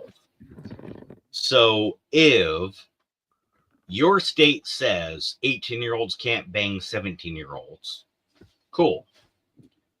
And you get convicted of a crime and your court convicts you, then you appeal it to a federal judge that goes, fuck that. Nah. Overturn the conviction. He's good to go. But the state wouldn't have these stupid laws, maybe. And if they did, at least you can say they're consistent. To have, if the same example you gave, to have one guy in one state go free and the same thing happens in another state and he goes to jail, not only, imagine you're in jail, not only is it unfair you're in jail, but you're thinking, hey, a guy in a different land did the same thing and he's free. It's just unfair. You got to be consistent. Yes, but in Saudi Arabia, you marry a 9-year-old, you're okay. In California, a senior bangs a junior and he's in prison. Right. Oh, I could give you another example in Texas. Did you know in Texas, it's actually legal to be with someone 17, but if the 17-year-old sends you a text message where she's naked, that's illegal. Yes, but that's, again, that's an issue of inconsistency with laws. Right. And now I'm yeah. going to turn the volume. I'm going to step off camera for a moment, but I can hear you. I may not. You may not hear me, but I hear you. All right. Any idea how long you're going? Oh, not very long, if you hear me. Okay, I can hear you. By the way, what happened to my name? I noticed while I'm on the screen, it doesn't say the name of my app, my profile. Oh yeah, I didn't apply the name. Sorry. No, it's I okay. Can I say what your name was? No. I mean, I didn't know. Didn't I write down like a longer name? Not my real name. Like Republicans are worse than Democrats. Then. Yes. Your name on the stream is Republicans are worse than Democrats. Yeah, but just so you know, I'm watching it on YouTube. Yeah. It wasn't there then. No It's still not name. there right now. There's no names on the YouTube at the moment. Oh, okay. All right. Well, in the meantime, if anybody's listening while our host is stepping away, I gave the host 4 topics. In no particular order. Michael Jordan fans are the worst sports fans of all time. Republicans are worse than Democrats in general. When you buy something that comes from an animal, like ice cream, cheese, meat, mayonnaise, do you ever stop and wonder, wow, I'm giving my money to a place that tortures and kills animals? And the last and final topic, when a guy is in high school and he is attracted to other girls in high school, and then he graduates high school, he turns 18, 19, 20, and so on. Do you know any religion in the world or anywhere in science or both where it says that when he turns 18, 19, 20, and so on, that he is supposed to stop being attracted to girls in high school? Then those are my 4 topics. I guess the host is just doing something right now, so we'll just wait it out. I am back. All right, welcome back. Hello, welcome back to your own show. All right, so here's my. And again, if I am negative unfairly, please call me out. Okay, I appreciate that. So far, you've been very fair and positive. On the high school thing, I believe that we generally agree on the laws are unfair, draconian, and stupid. And it's, obvious point is, wait, you can drive a car, but you can't. You can buy a shotgun, but you can't buy a cigarette. You can be deployed to a war zone. Seen it. You can give your life, but can't vote on who sends you to a war zone. Right. 100% absolutely agree with you. Right. Now, here's what you're in danger of. Uh-oh. The moment you, as a politician, the moment you start to say, well, this is stupid, your opponent will, he supports pedophiles. Right. No, I got it. You're right. Just this general village mob mentality. Right. But this general, intelligent, polite, generally agreeing but pushing each other on a few things topic would make both of us look like we are trying to excuse banging toddlers. Right. And this is one of the reasons I bring up these topics, is because I'm fascinated by humans who always say, I go by facts. I'm consistent. You see it all the time when people debate. They always You act do like go by facts, but you also very, very much actually enjoy. Sorry, this is an assumption, but I think you enjoy digging into people. No. What I was saying was, I'm fascinated by other people who say they go by facts. Not. I wasn't saying this about me right now. I was saying other people are always saying they go by facts and they're consistent. You see this all the time when they act like they have. I was doing the same thing you do. Right, and they act like they know what's up. and then you bring up topics to challenge to see, are they actually going to admit they're not going by facts or they're not being consistent? And you'll be surprised. A lot of people just don't have too much pride to admit certain things, or they're too arrogant to admit certain things, or they're not smart enough to admit certain things, or whatever. But to ask what you said you think I enjoy digging into people. What do you mean by that? Well, you join the stream with a very specific goal that you are upfront, direct about, not accusing you of dishonesty in any way. You were like, here are 4 things I want to talk about. And you were polite, you were respectful, and you were like, well, this and this and this and this, whatever you think, blah, blah, blah. And then when engaging on it, you,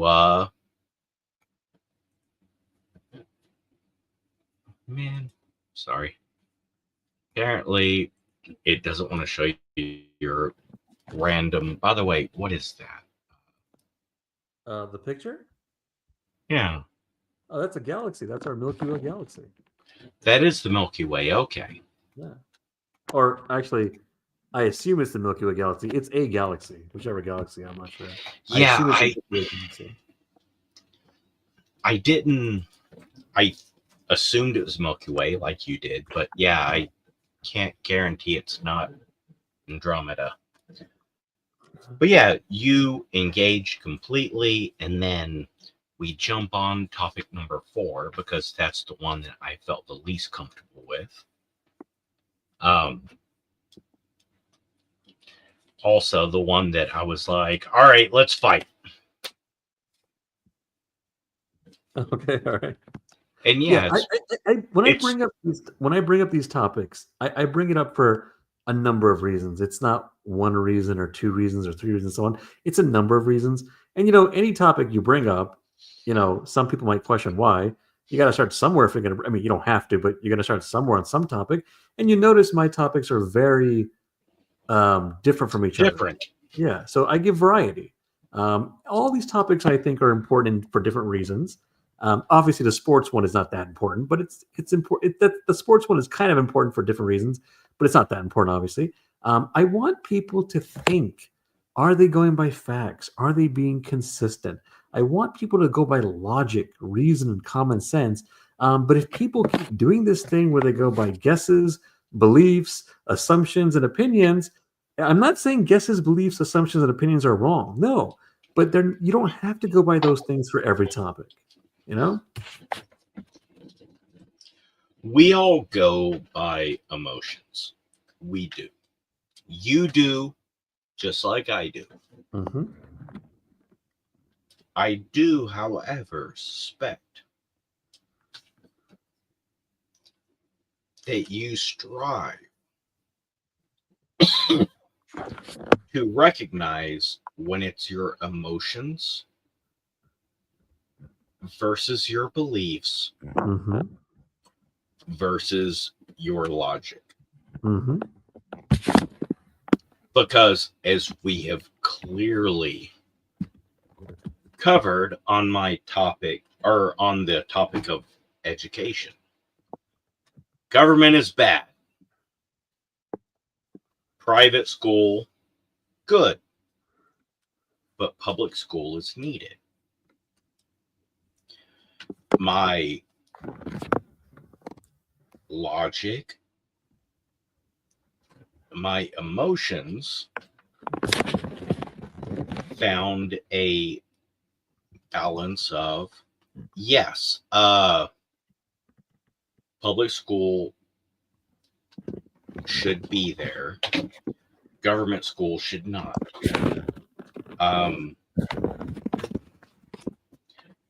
I think the school board should be, I think the superintendent should be voted on county by county. And remember, I'm not against government in general. Like, I don't think big government's bad and public schools are bad, just so you know. Right. But I do. I think big government is bad, but then I'm like, well, we need blah blah blah.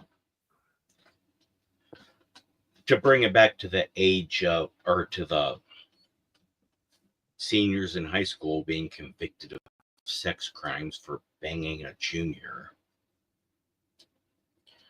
I think the role of a federal government should be to set low end requirements that all 100 senators can agree on. And to do that, they have to go by facts, scientific, biological facts. Otherwise, they're going to make up a random number, and then that's when they start making up these stupid laws that punish innocent people. I agree. Now, I said random number of 12. That was No, but at least there was logic with you, and I'll tell you why. Even if you didn't intend for there to be logic, there was logic with you, and I'll tell you why. There is no magic number where all girls become adults. There is no number. Right. But in fact, any number you come up with, we're not talking about elementary school. Obviously, they're all children. But after elementary school, any number you come up with, you're going to have problems. Any number, if you said 18, 12, 16, some innocent person is going to go to jail. So what do? Whenever you have a situation where everything is a problem, you go with the one that creates the least amount of problems. So yes, right. Like I said, the lowest number. Right. And then you have to consider, biologically, women grow up faster than men. There is a huge difference between a 14-year-old girl and a 14-year-old guy. They're not the same. Women biologically grow up faster. If you also study how men think, men usually want a girl who is the same age or younger. Women usually want a guy who is the same age or older.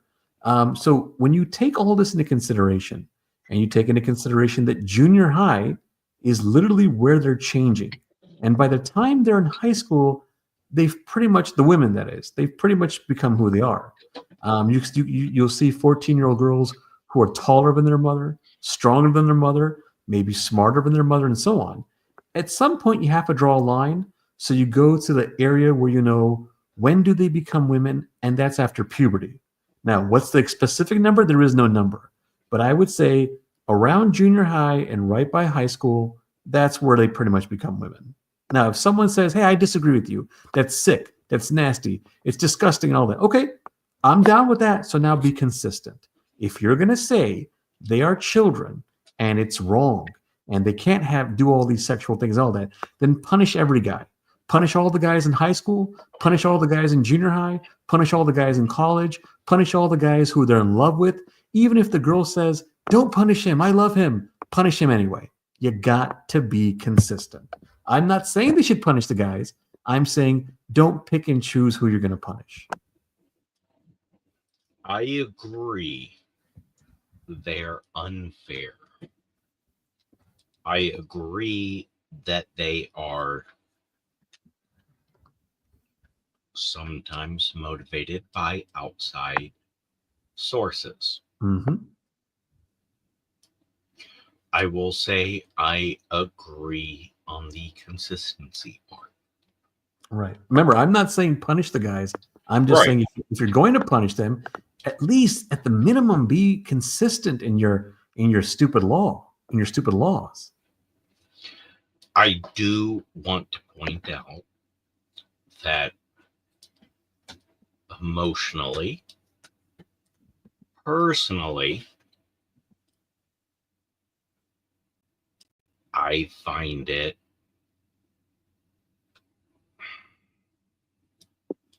I don't like the idea of young people doing grown-up stuff. I don't like it. I don't like it. I find it personally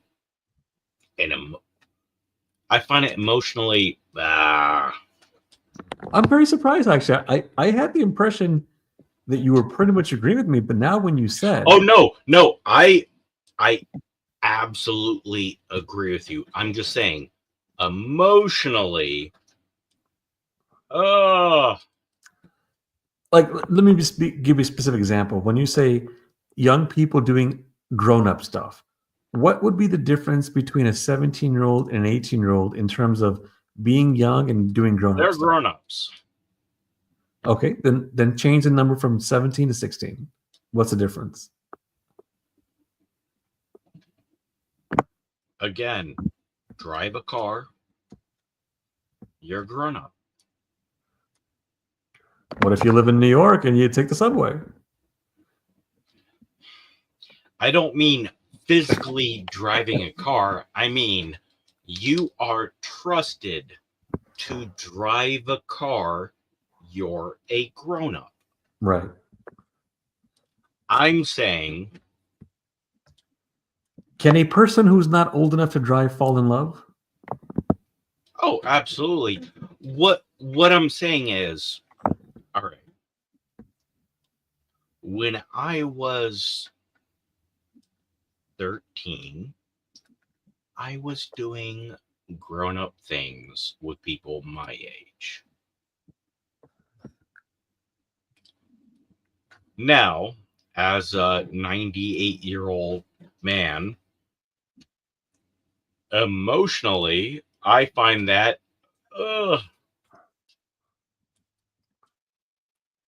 but I'm smart enough and honest enough to recognize, yeah, it's I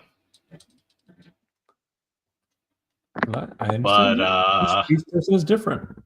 so yeah, that's why when I say young people doing grown-up things emotionally, just to be honest, emotionally I go, ugh. No, I understand. I don't think certain things are grown up or young people. I think Mother Nature doesn't say you're a grown up or you're a young person. Mother Nature is just Mother Nature. So, like for an animal, when an animal decides to have sex, there's no such thing as young person or grown up. Now, you could say humans are not animals. Fine, I get that. But still, the desire to have sex and be with someone usually is not a young person, grown up thing. That's just when you want to be with someone and have sex. Well, it is a young person, grown-up thing, but the age people grow up is a different thing. And That's true. you cannot advocate for a 16-year-old who can drive a car and star in movies and fucking be treated like a grown-up. Ellie Eilish, I think, was 17, and they were basically treating her like a,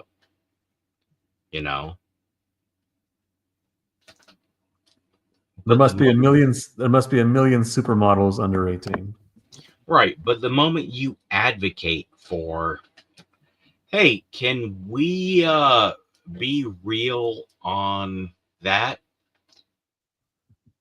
It immediately becomes, so he wants 9-year-olds to be able to bang their grandfather's roommate. Right. This is the mindset of people, and this is one of the reasons. To go back to what you said, not to change topics, but to go back to what But you said. a low number from the federal government would give the states the opportunity to be realistic, and on those egregious instances, they can appeal to a federal judge. No, but well, first of all, they shouldn't have to even be in that situation to appeal. It should just mean, hey, what's normal is normal. But if they have that thing where they have to appeal, the evidence is there that the states are not going to get it better, because right now the states have it way high anyway, and the states are not even consistent in their own laws. Remember, I told you the Texas law. Yes. You can have sex with 17-year-old in Texas, but if she sends you a naked picture, it's illegal. So the states don't even get it right. Even if we follow your logic, the states clearly get it wrong. The states don't have it right because, again, as politics go, it's always up, up, up. Can't smoke, can't buy cigarettes at 20 years old now. You can have 2 combat deployments at 20. You could possibly, if you're stationed at Fort Hood, Texas, have 4 combat deployments before your 21st birthday. But can't buy cigarettes? Why? Right? The federal government right. raised it. I So, would imagine, yes. but I would imagine though that if state laws are stupid and federal laws are stupid, I would imagine at least the federal law may have more of a chance of being more educated on this, because now they're not going to be just some local hillbilly in Kentucky. They're going to think about the whole country. So you imagine people that high up Yes. will be a little bit more educated and more reliable. That's why we agree on this. The federal law of this lowball number, again, I keep going to 12 just I understand. because. I understand. And that means if the state oversteps, which many, many states will overstep, then you can go, this is bullshit. This is not fair. Federal government. Now, I do believe that there should be, anytime a state law disagrees with a federal law, I do believe the appeal should be expedited. You're a big states' rights guy, then, I'm guessing, right? Realistically, I'm a states' right guy. Why? Why have a country that's called, especially called United States of America? Oh, I guess you could be United. Never mind, bad example. But what was it? How have a country when the country is not even the same all over? It's the states by state laws. You know, like that's kind of strange, don't you think? Most countries in the world, they have mostly federal laws. They don't usually go state by state. America's one of the few. What country this size is not fascist? This size, do you mean literally this size or similar size? Geographical or population. Okay, so a big country doesn't have to be like America, just a big country, right? Yeah, I mean, I'm just talking. Let's discuss geograph and population. Okay, and when you say fascist, do you mean any form of fascism or just overall fascist? Your opinion on fascism, I say your opinion on fascism. You might think Russia is fascist. I might think Russia's democratic. You might think that India is fascist. I might think India is democratic. Understood. I would imagine if a country like Russia, you know, locks people up unfairly and kills people, or China, you know, they kill people, lock people up unfairly, that would not be a democratic nation. Those would not be democratic nations. I agree. Neither one is democratic. Right. So, but fascist, just to confirm, when you say fascist, what do you mean by that? Unpopular opinion. I say fascist based on the actual definition of fascism, of controlling individual rights, and like UK, England is a fascist country. So by this logic, every country would have a form of fascism. There's always some control going on somewhere. So everyone always goes left and right. It's actually a compass. It's up, down, left, and right. The farther left, the more communist. The farther right, the more capitalist. The farther up, the more fascist. The farther down, the more libertarian. Well, just one. And I don't mean Libertarian Party. Okay, just one thing to confirm here. Technically, you're right. Well, not technically. I take that back. I understand why you say the farther left is communist, but if you go by the actual definition of liberalism, it's actually against communism. The actual liberalism is the one that's, if you study what the actual definition is, it is for freedom and diversity and, you know, equal rights and all that. Donald Trump is a classical liberalist. I don't even know if that's true. No, I don't know if that's true. See, this is why it gets complicated. Like, it's tough to put a definition on one guy or one nation or one Right. state. Like Like America's part capitalist, part socialist. You know, that's why I picked a very divisive person that people have strong opinions on. Donald Trump is a classical liberal, whereas Dick Cheney is a clear authoritarian. no, but you would agree Donald Trump has said many things that make it seem like he's clearly authoritarian too. I would say Donald Trump has said many, many things to make him seem like an asshole, to make him seem like he is a really shitty person. He's putting on. He doesn't really mean these things. What's that? Like, do you mean to say he doesn't really mean these things? No, I mean, I don't know what makes him authoritarian. Like when he says things like, lock these people up who don't deserve to be locked up. You know, I'm not saying those are exact words. I'm just making up an example. He's doing a speech at a rally. You're like, if I'm president, maybe these people should be locked up or something like that. You know, that's a kind of an authoritarian thing, right? Or the media should be shut down. That's when he talks about shutting down the media. Again, I don't have the exact words, but when he says things like that, when he says these kind of things, these are kind of authoritarian things. Okay, those are two very specific things that I'll focus on. Lock people up. I believe you're referencing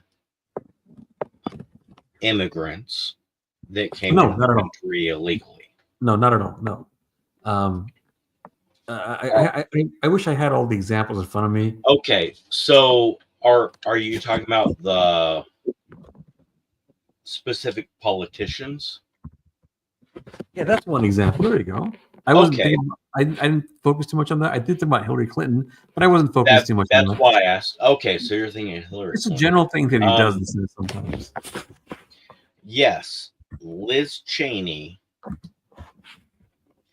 Hillary Clinton,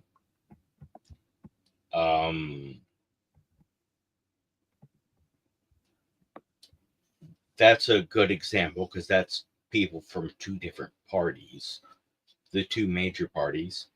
Yes, locking up politicians who stole this and that. That's a very aggressive and bad statement. But the general public, and I can now say the general public because he won the popular vote. Which, by the way, the Electoral College is stupid. I'm Oh. actually gonna disagree with you on that. Are you sure you're for more government or less government? All right, here's my issue with the Electoral College. I am 100% on board with getting rid of the Electoral College when you can give states more rights. You can win Houston, Dallas, Chicago, in either New York City or LA, and lose everything else and be elected president. I'll tell you why the problem is here. You're right if that was all there is to it, because New York and LA are very populated and they have a lot of people. So by your logic, hey, they got more votes and that's it. It's not that simple though. There's a lot of things you have to take into consideration. A lot. There's a lot of things. So I'll go one at a time because I don't want you to think I'm hogging up all the time. Let's go one at a time here. Hog up all the time you want, brother. Okay, thank you. Best I'll go one at a time. Number one, if you want to leave it to the people to vote, you got to count everyone's vote. Otherwise, you got to be consistent. If you say, I leave it to agree. Yeah. You have to count all the votes. Okay. So if you count all the votes, then there is no such thing as, well, this people have more people, this place has less people, they're going to take over and all that. You either count them all or you don't. You got to be consistent. Should I go to the next point? Next point. Okay. I Next- agree with point one. Okay. Number two, and there's no particular order to these points. I'm just going one at a time. Right.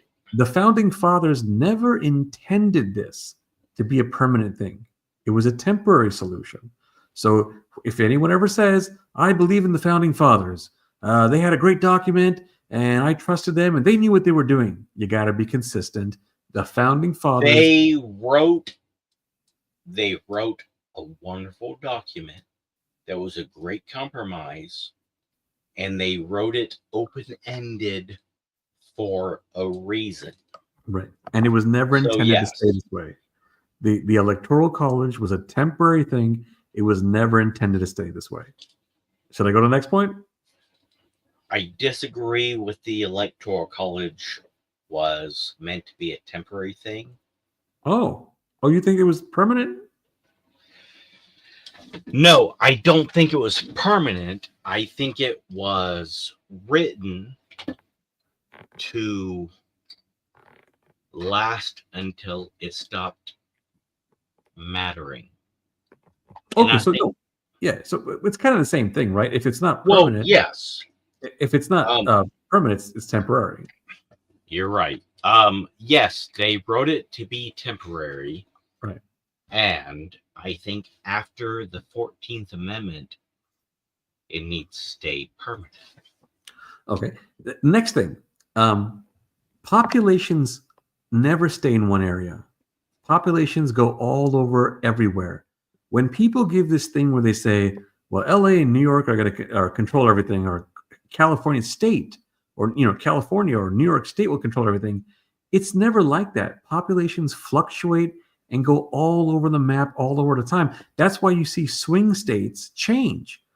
Different states over years used to be a swing state, and now they're not swing states anymore. Just this year, Florida and Ohio are not swing states. They used to be. California used to vote Republican. Ronald Reagan won California. If you look at the maps. In all fairness, Ronald Reagan won 49 states. All right. And California was one of them. Did not win Minnesota. He And was New York? also elected governor of California. Right. And New York voted for him. And Oregon voted for him. Washington voted for him. All these so-called left coast states, they voted for him. People don't stay the same all over. You have a candidate that's good. Should I go to my next point? Before you do that, Okay. I want to point out, yes, populations change. California is going to lose 2, maybe 3 governor, or 2, maybe 3 congressmen. And yes, populations do shift. but they shift from urban to urban. Also, don't be a dumbass and say urban means anything other than urban. All right. All right. So next thing now. Well, you Oh, look what? at a map. I mean, you look at a map and Democrats win New Mexico because they won Albuquerque and Santa Fe. Lost everything else. The only majority Latino state in the country. Love New Mexico. Got my New Mexico flag tattooed. All right. But yes, it's mostly geographically conservative Latino state. All right. Next thing then. Okay. In terms of populations not moving, it's usually not the big states like California and Florida and Texas and so on. If you're worried about populations always voting one way, then you should be more worried about the Republican states, the Kentuckys, the Nebraska, Tennessees. All that. They're the ones who don't have big population shifts, and they usually vote the same way every 4 years. There's more people who say, let's move to California, New York, or let's move out of California, New York.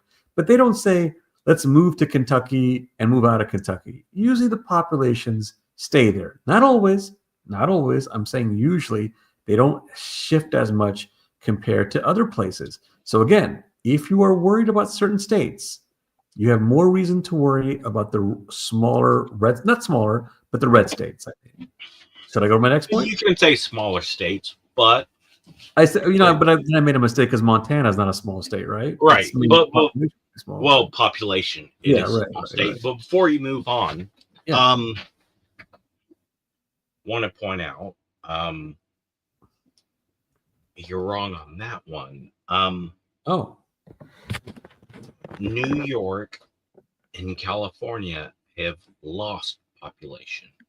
no, I agree. That's what I'm saying. No, I said that. And I think we can all agree Michigan lost a lot of people.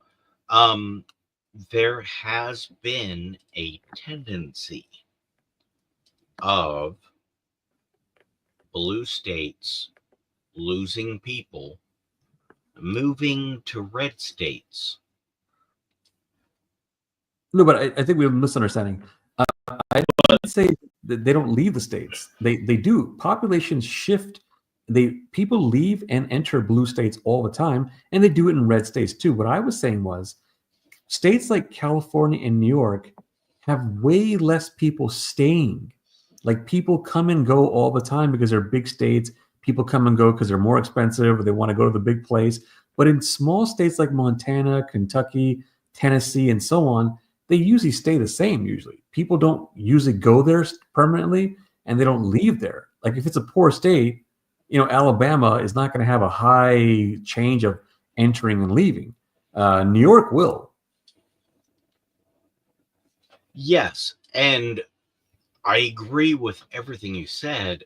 I think I just worded it badly. I think the issue is they leave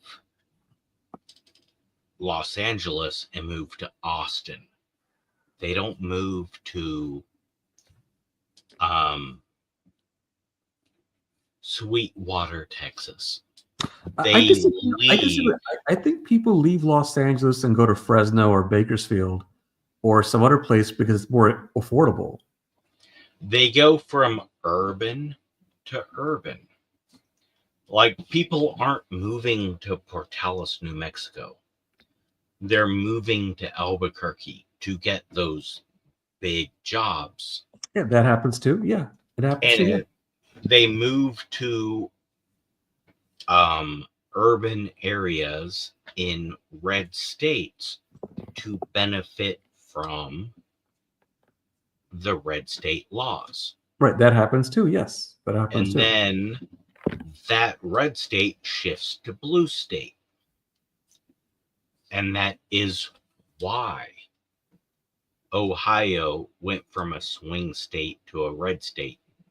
That is why these states shift from swing states to red states. That's my thoughts. All right. And then the next thing, if you leave this electoral college in play, what ends up happening is you have two other problems that come into this. This is a two-parter. One, the politicians focus on the swing states and they ignore the rest of the country. And the second problem is when the pro-electoral college people say, well, if we have a popular vote, then all these big places will have all the power. And we don't want that. We want everyone to have their fair share. You're contradicting, but there's a contradiction there. There's an inconsistency. Yes. That is, by having an electoral college, you're having the same problem, except now it's not for the big states. It's for those swing states. It's the same thing except for different states. So we agree. I don't think we agree on the solution. Well, maybe you might do it once I go through everything. Should I go to the next thing? Yes, please. Okay. So, Very also, fascinated, by the way. well, thank you. It's very fascinating. You have a great show, by the way. I wish more people were here, but it happens. Yeah, shadow bans. Oh, okay.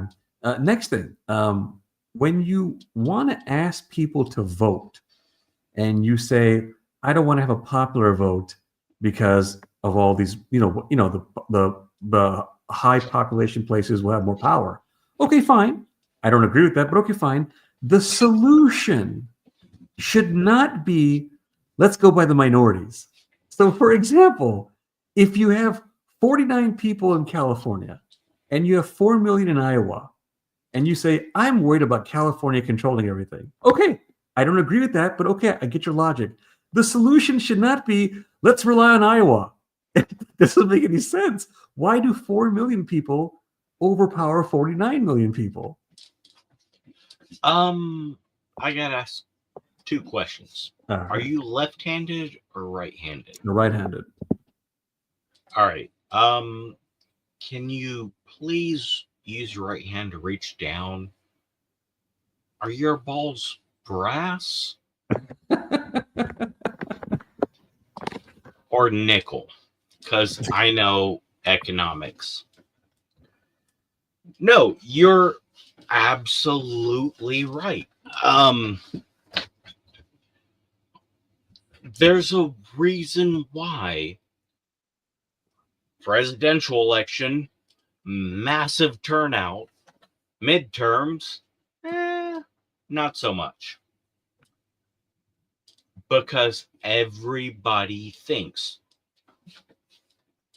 Kamala or Trump is going to fix everything. No, dumbass. That fucking dude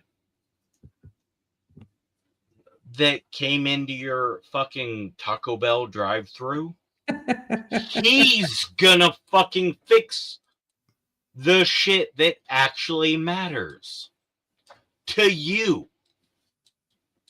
So don't fucking vote on a faraway person making vague statements about laws that will vaguely affect you that are interpreted by a governor and a state senate and a state assembly. And yeah. All right. Now, the next thing, the problem you're also going to have if you have an electoral college is you're going to have politicians who win when most people didn't vote for them. That is also a problem because when you call yourself a democracy and you say you leave it to the people and you want to go by the vote and all that, And then you have people winning where the majority didn't pick them.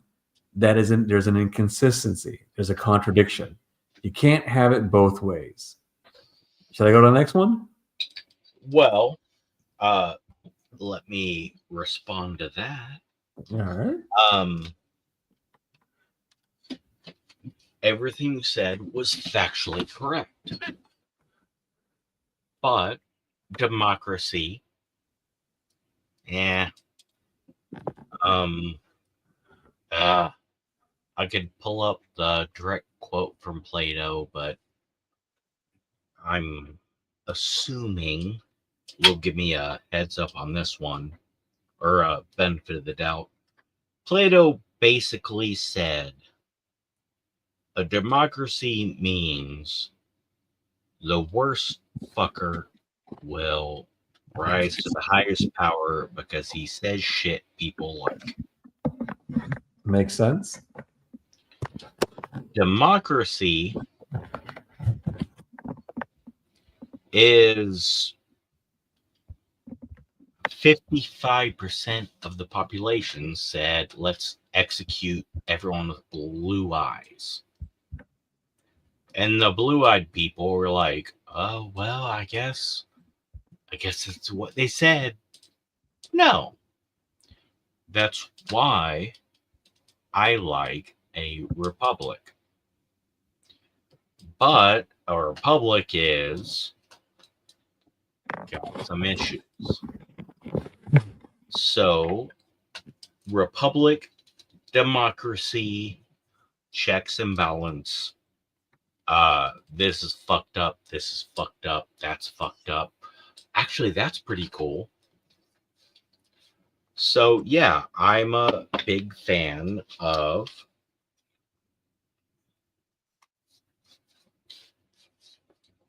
All right. the public opinion might be okay. So then you go to the next thing. When you have an electoral college, a lot of people are just not going to vote because they think, what's the point? My state's going to go one way and that's it. No point in voting.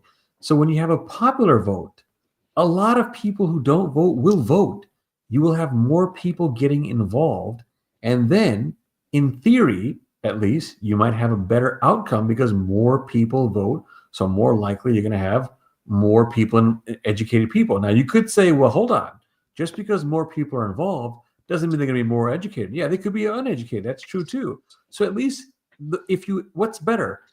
Let's say they were all uneducated. Is it better to have less uneducated people vote, or at least the majority of more uneducated people vote? You could say, well, less is better. Why do you want so many uneducated people voting? Okay, well then that works both ways. What about the educated? The point is, the more people that get involved, at least you can say, hey, maybe it's better. And if you disagree it's better, you can say, well, at least more people got involved. Okay. You made multiple smart, intelligent statements here. And yes, devil's advocate. Okay, there's one more, just so you know. Oh, only one more. Wow, we made it close to the end.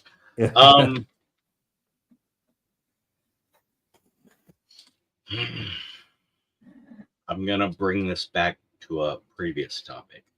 All right. But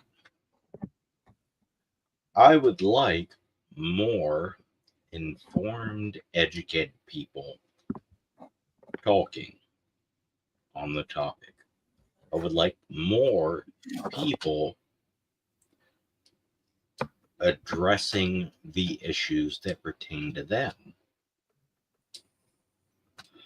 But there's a few things that make me go, you know what? Maybe not. One,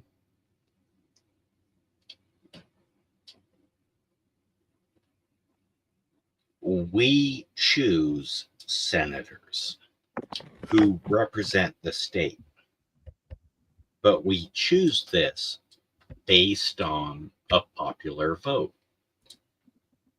Okay. Why don't we choose a senator? By the way, repeal the 14th Amendment. repeal the 14th Amendment.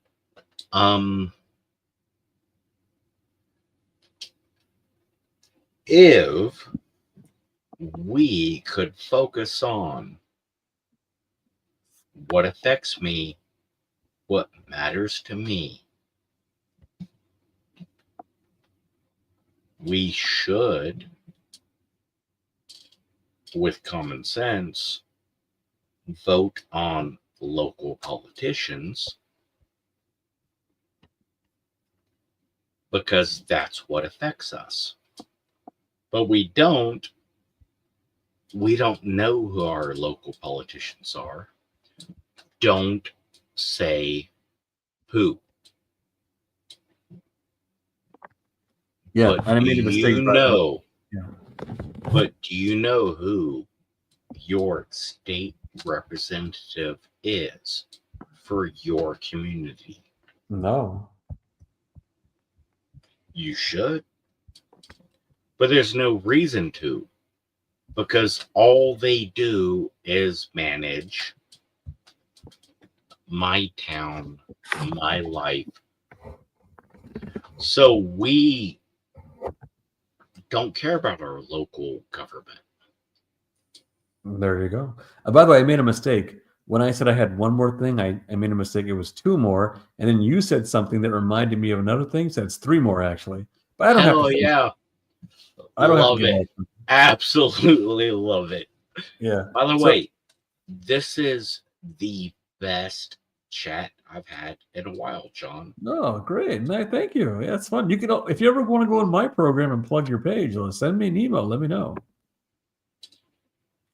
Well, I would absolutely love to go on your page, your channel. Would love to have another chat. You pick the platform. Hell yeah, brother. Yeah, great. By the way, if you don't mind me asking, I can't tell. I can't tell if you're a really chill guy or if you had a little help tonight being chill, if you know what I mean. Oh, I'm a very chill, relaxed, rambling person. No, I never thought of you as rambling. Rambling can be taken as negative.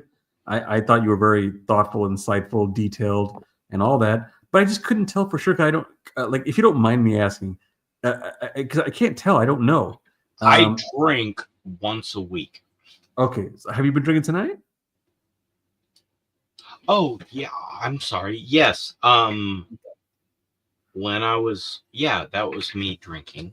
I'm pretty impressed, by the way. Like, I'm not saying you should drink, but I'm pretty impressed how, even though you drank, you're patient, you're taking in the information, you're giving lots of takes yourself, and so on.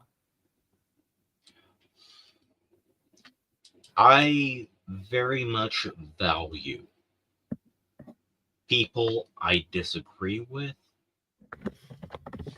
people I agree with, respect, kindness, and open knowledge. Listen, I remember mid 80s, I was listening to Queen and someone was like, you know, that guy's a fag. It's like, what do you mean? Yeah, that singer's gay. Okay. If you listen to that, you're gay. It's like, oh, I'm a young kid. I go home, I'm like, hey, Dad, you like Queen? Motherfucker.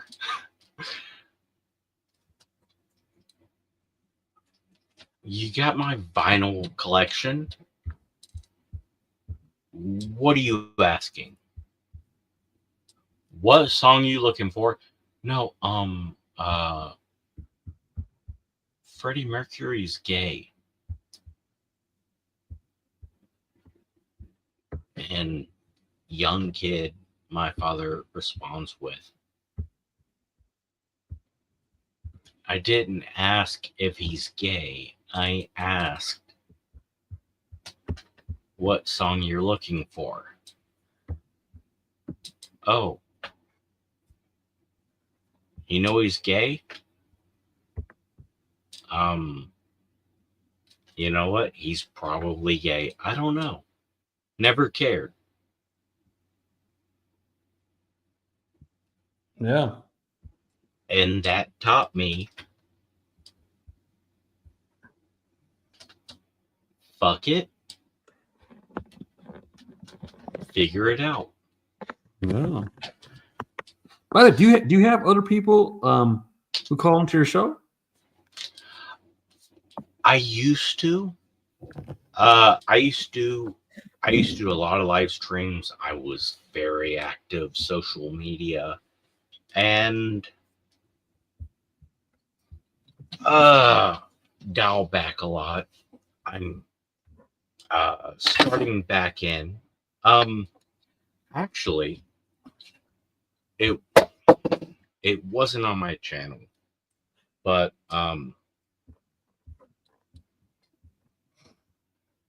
sorry, Splatter. Telling a story. I was doing movie reviews on this young gentleman's channel. And good kid, great kid. Mm-hmm. His dad got mad. Turns out he had a medical condition. Mm-hmm. Turns out he required regular doses of semen injected in his throat or ass, and his dad did not approve. So 3 days after his graduation from high school, he had nowhere to live. And I was like, hey, Splatter, it's his internet name. Stuck in that hotel? Hey, what are you doing tomorrow? And I drove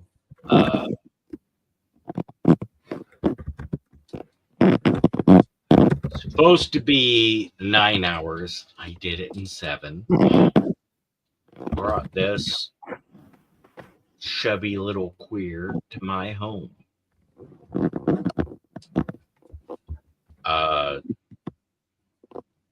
What was it? 16 months? My boy lived with me. Moved back home. All good. But yeah, we had a regular podcast reviewing movies. You have a lot of subscribers, man. I had a lot more. I'm just surprised no one's typed it. I know it's late. I get it.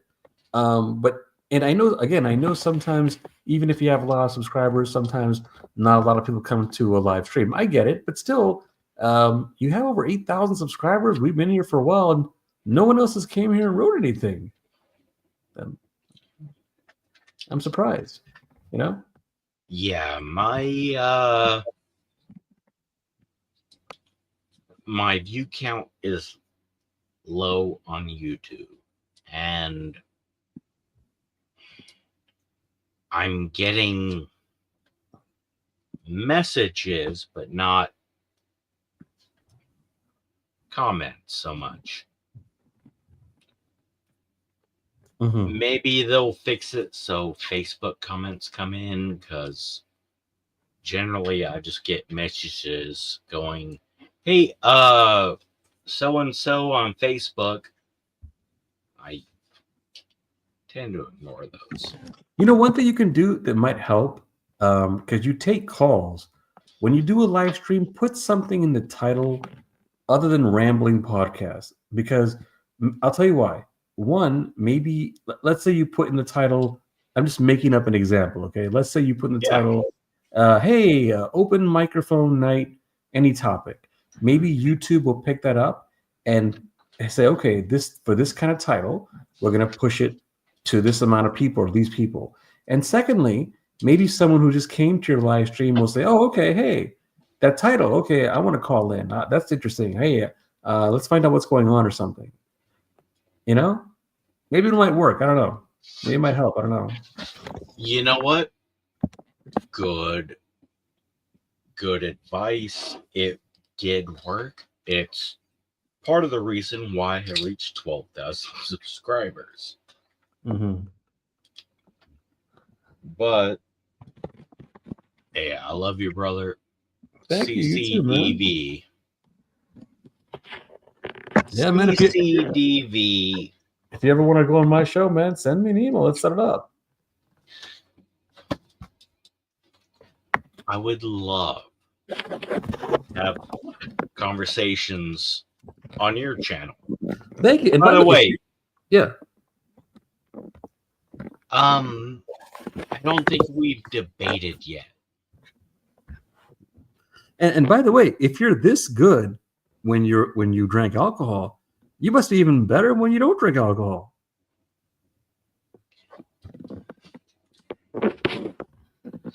I don't know if it's something to brag about or something to worry about, but there's not a massive difference. No, okay. I'm pretty much just the same guy. The drunker I get, the slower I respond. But yeah. Okay. I've noticed you're vegan. I know why you think that, but actually I'm not vegan now. Okay. But I do think you are a friend of vegans. Yeah, I'm not against it. Like I am. Mm-hmm. But I think you're leaning more in a direction I'm not leaning towards. Yeah, no, I do think it's wrong to torture and kill animals. Agreed. I eat meat. I love eating meat. Oh, I liked it too. I used to eat it. But you don't have to. You can eat something else. They have substitute meats. And again, it's wrong to torture and kill animals. Now,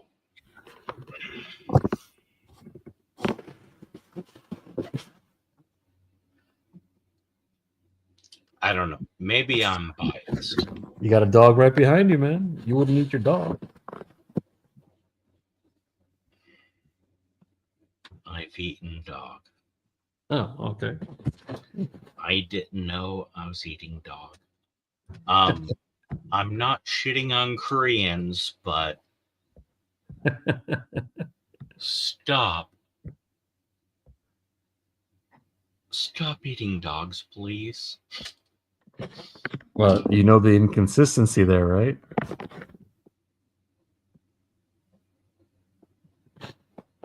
I agree they shouldn't eat dogs. I'm just saying, for that point you made, you know the inconsistency, right? Like if you say, "Oh, don't eat dogs," but you say eat other animals, okay, but then you say it's okay to eat other animals, there's an inconsistency then.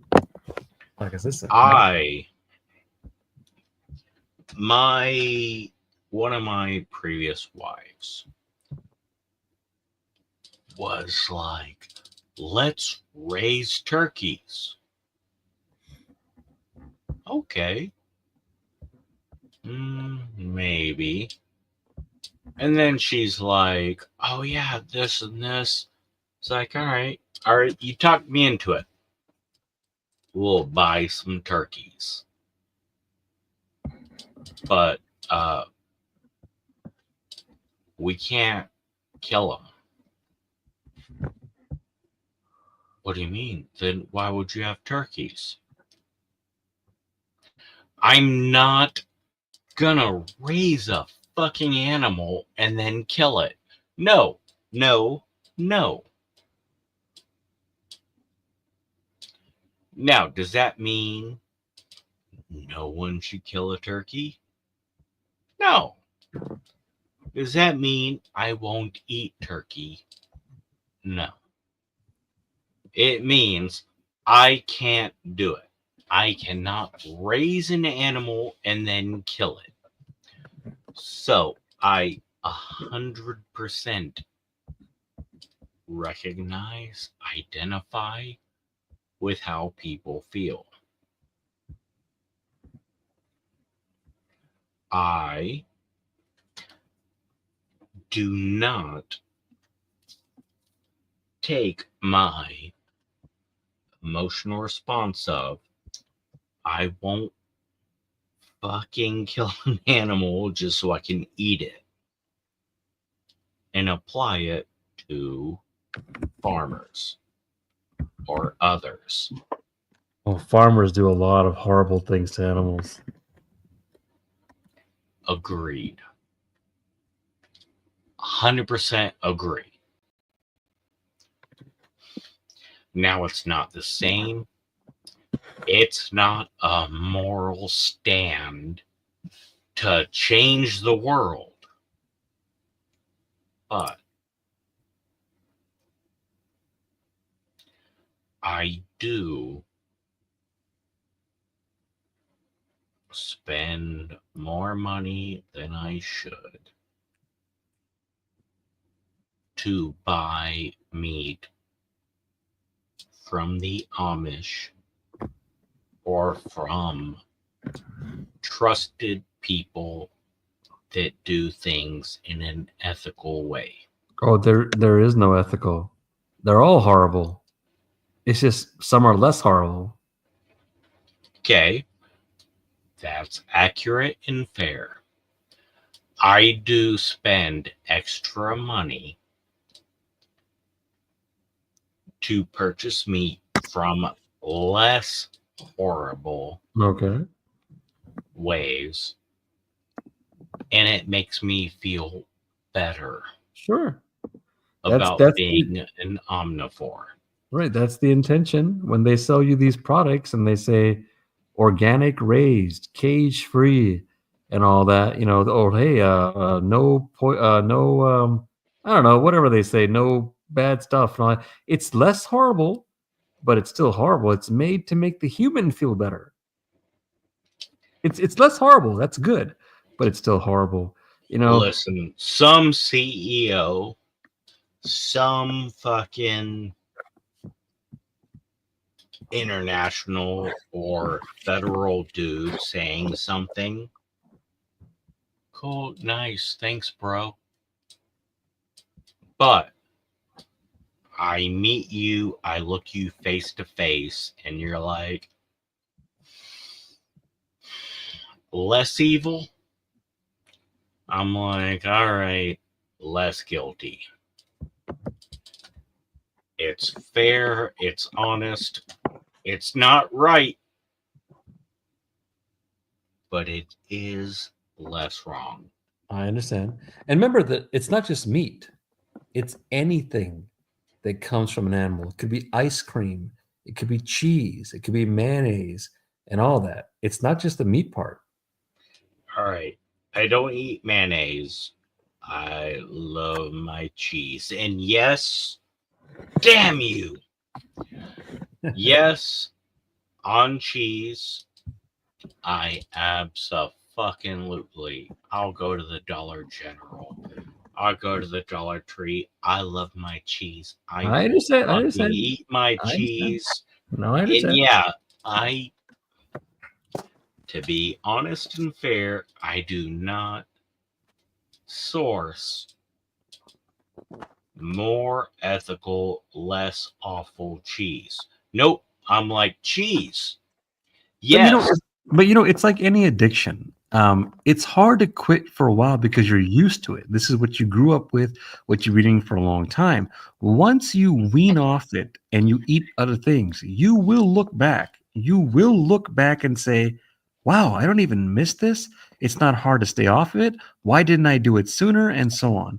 Trust me, man, it happens all the time. I grew up eating meat and I haven't eaten it for years consistently. Once in a blue moon, for whatever reasons I might eat it. I say whatever because it depends, but I rarely ever eat it and I don't crave it and miss it. It's not tough for me and all that. And you know what? If it ever gets tough for you, you could always go buy some substitute meat or substitute cheese or substitute ice cream and so on. You can't even tell the difference. And even if you say, oh, I could tell the difference, well, go make it in a way where you can't really tell the difference. Like go make a sandwich, put some, dressing and tomatoes and lettuce and onions, and then you can, it's even harder to tell the difference, Everything you said was accurate and honest, but not accurate for everyone. And I can say specifically, not accurate to me for cheese, because motherfucker, if I could make pickles the right way, I've tried, I'll get better, I'll get there. And if I could make cheese, good cheese, then I'll never. But yeah, meat, I get the most ethical meat I can get. Cheese, I try to get the most ethical meat or most ethical cheese I can. But I also eat cheese out of a can. By the way, Cheese Whiz, no actual cheese. That's another thing. But remember, it's not the meat and cheese you like. Like cockroaches are meat, goats are meat, horses are meat. All right. Pause. Cockroaches are not meat. Crickets are meat. Well, I'm pretty sure they are meat, but okay, if you don't want to call it meat, fine. Motherfucker finds a way to make cockroaches good. I will stand in line. But they haven't. Now, crickets. Crickets meat, I don't know. No, but I assume there's some animals you won't eat because it's disgusting, right? Crickets make amazing bread, by the way. No, I'm sure, but the point I was making is yes. I won't eat turtles. Right. Okay. So the point, turtles. So it's not the meat that you are craving and the cheese. It's the food that you're used to. Anything cooked tasty is going to be tasty. I'm sure someone can cook human brains and make it tasty, but that doesn't mean you'll eat it. But the reason you're addicted to it is because you're used to it. It's part of your culture. All you have to do is wean off it and try to substitute, or if you don't like the substitute, just eat something else. For example, I'm just making up an example. If I told you you can't eat pizza anymore, that would suck. But that doesn't mean you can't eat cake. So if you don't eat pizza, you can go eat some cake. Maybe it's a bad example, but the point I'm trying to make is no. That's a mediocre example, but it applies. Or if I told you, it applies. I get it. Yeah, the point is, if you can't eat hot dogs anymore, yeah, that would suck for you. But you can go eat nachos. Okay, so you could find something else tasty. And remember, they even have to substitute ones. But if you can't find the substitute that you like, and you can't find something else to eat, then that shows you it's not about the meat and cheese. You're just eating that because you're used to it. It's part of your culture. There's an addiction and so on. Everyone has an addiction. When you eat ice cream, you get addicted to it. Remember the saying for potato chips? What do they always say? You eat one, you can't stop, you got to eat more, or something like that. That's why I eat pickles. to replace the potato chips. Right. So it's And just yes, a diet. It's a I diet. am 87% agreeing with you. Right. And once you get off that stuff, once you're used to it and you put the effort to eat other things, and of course you remind yourself what they do to animals, you don't set yourself up to be hungry and now you're at Taco Bell. You know, you don't put yourself in situations where you have to buy certain things, your cravings are going to be so strong because now you're hungry and you're not all you can eat buffet with meat. So now you're going to eat meat. Yes. You know, you make your own food and all that. You will get off it. You will stop having the cravings. You will not miss it. And you will look back and say, why didn't I do this sooner? Trust me, man, it's going to happen. It happens to lots of people.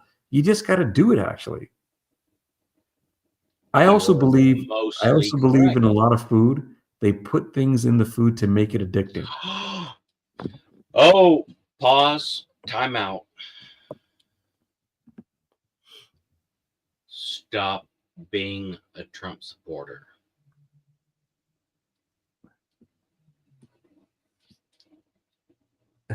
This is where you react to. You're going to bring up Bobby Kennedy. Right? No. None of that stuff. Okay. Yes, you said a lot of mostly true things that I agree with 70 to 90% with. I'm going to eat meat. I'm always going to eat meat. Oh. I am. And remember, those animal products are also bad for your health. And then if that's not enough, if you care about the environment, these places that make these animal products cause problems for the environment. The point, and then of course, if you want to save money.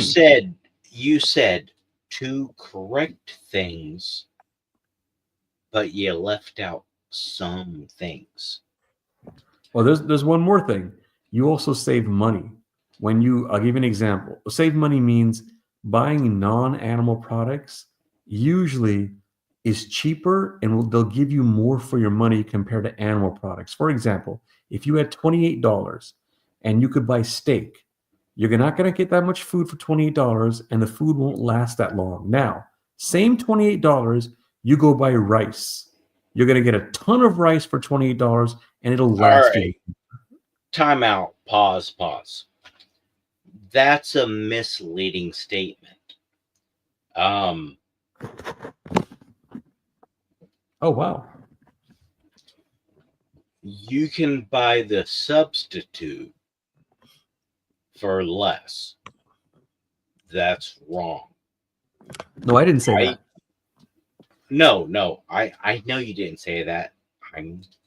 Oh, actually, I'm sorry. Did you mean substitute meat or substitute like something else other than meat? Right. Buying substitute meat is more expensive. Right. Yeah, that's why I didn't say that. Yeah. Now, buying rice, which, hell yes. Buying broccoli, cutting it up, and putting it in the meatballs for this almost slightly less, but slightly more vegetarian spaghetti, cheaper. Yes. And it'll last you longer. Agree 100%. $28 on spaghetti. You know how many pounds of spaghetti you'll get?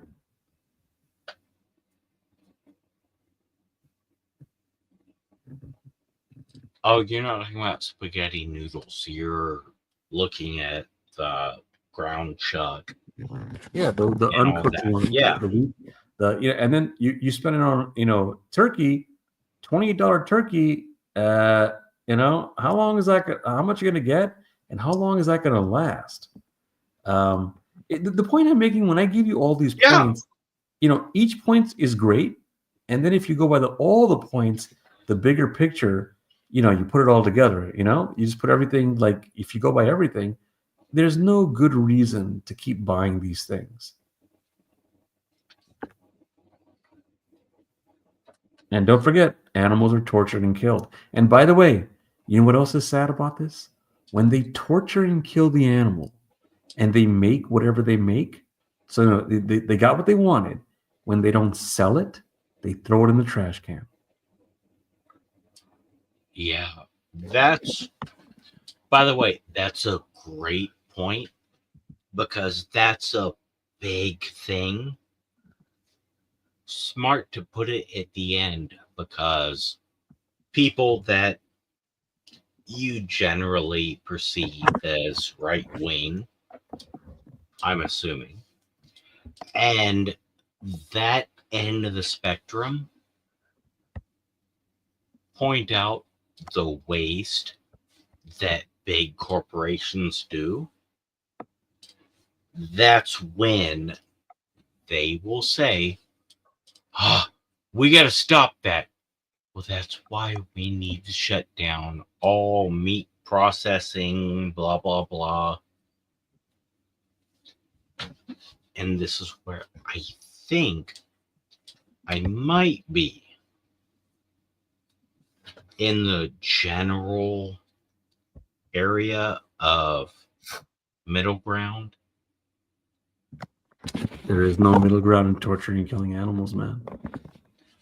There's no middle ground for you emotionally, and there's no middle ground for you logically. For me, there is, can we not be dickheads? Can we try to find the middle ground? There's no way to set up a situation where you can't be a dickhead to an animal. You're going to torture it and kill it.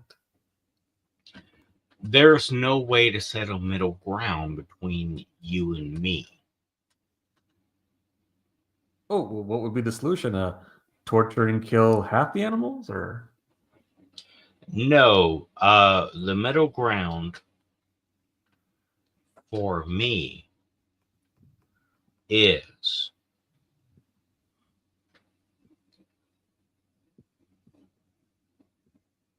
provide,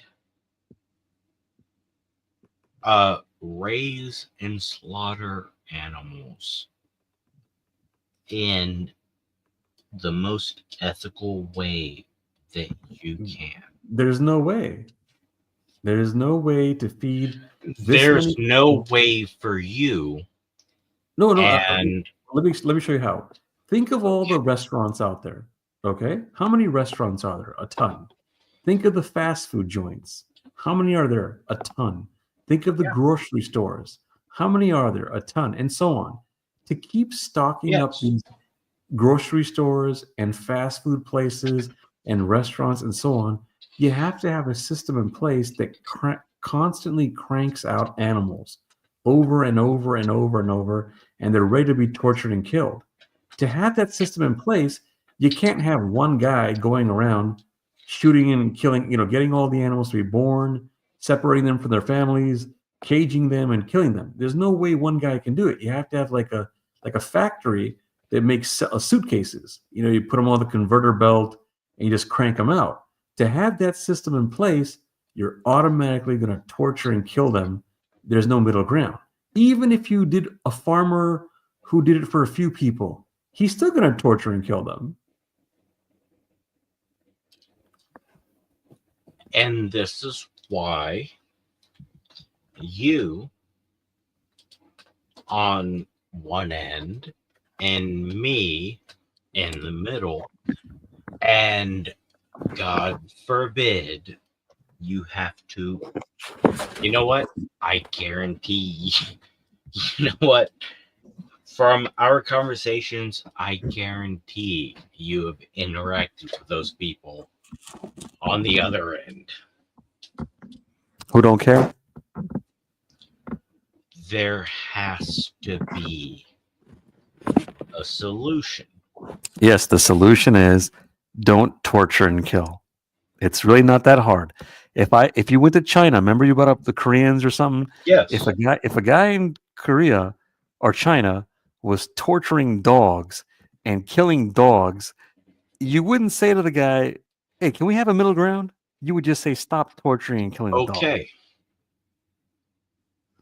So, torture and kill. I agree. Don't torture. You agree, or you say don't torture, kill.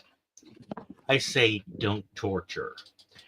And this other person says, I want, what is it? Foie gras? Let's chain a fucking calf to a fucking wall and then it's it's awful. It's terrible. The French, there's a thing with birds, and I don't like jumping into the specifics on how awful that shit is. But you say don't torture and kill. And fucking Alan is like, I don't care. Kill them all. Let me drink the blood. And I'm in the middle. Can we fucking not be fucking awful? Can we not torture and just butcher? Now, you were looking at me as, yeah, that's half-assed. That's still wrong. And you're right. From your side, that's wrong. And from my side, I'm like, dude, Al. Called the FBI. They're looking into you. You're fired. Fuck off. Also, your kids need therapy.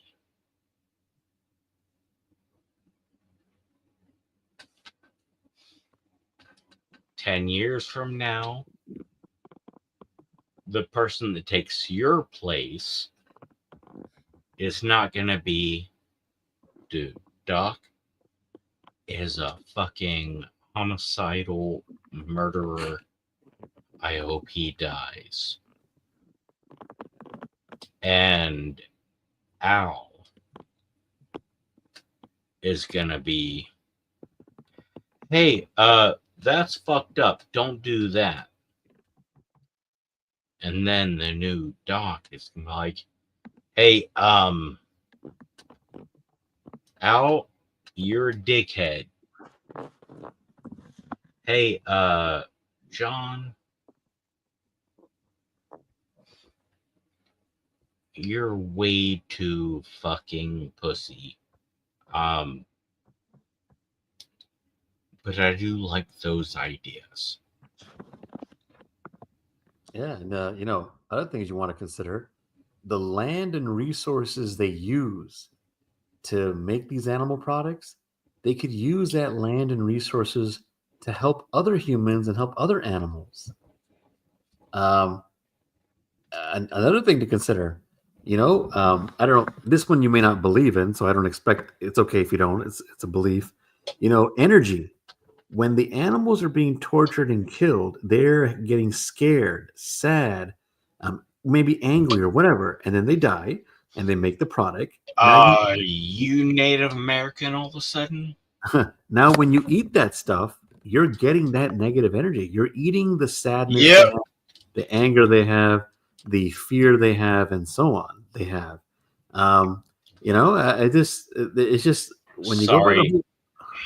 the whole- I know you don't want to give any info about you and yours, but you have clearly spent time around my natives. Well, it's close. And I'll tell you what I mean by close. I'm not saying I clearly spent time with Native Americans. I'm not saying I didn't. But the reason I But say you learn from them. well, not exactly. Yeah, of course, I'm sure I learned from them too, but not in this. In this case, there's more to it. And let me explain what I mean. If you're Ooh, asking me, if you're asking me, did I ever learn anything from Native Americans? Yes, but the reason I brought up this animal topic about the energy, eating the energies and all that, I learned. apologize for the train. Yeah, sure. I'll wait. No problem. I'll wait. Oh no, you don't have to wait. I'm just saying I apologize. Oh no reason to apologize. No, that's nice of you. Thank you, but you didn't do anything wrong. Then, can you hear me loud and clear? Yes, sir. Thanks. The I place put headphones on. Yeah. The place that I got this from, the energy and all that, was two places. One, I think I learned it from some online place on YouTube. There's a couple of people on YouTube who make YouTube videos about the animals, and they debate people. They're pretty good pages. If you want, I'll give them to you.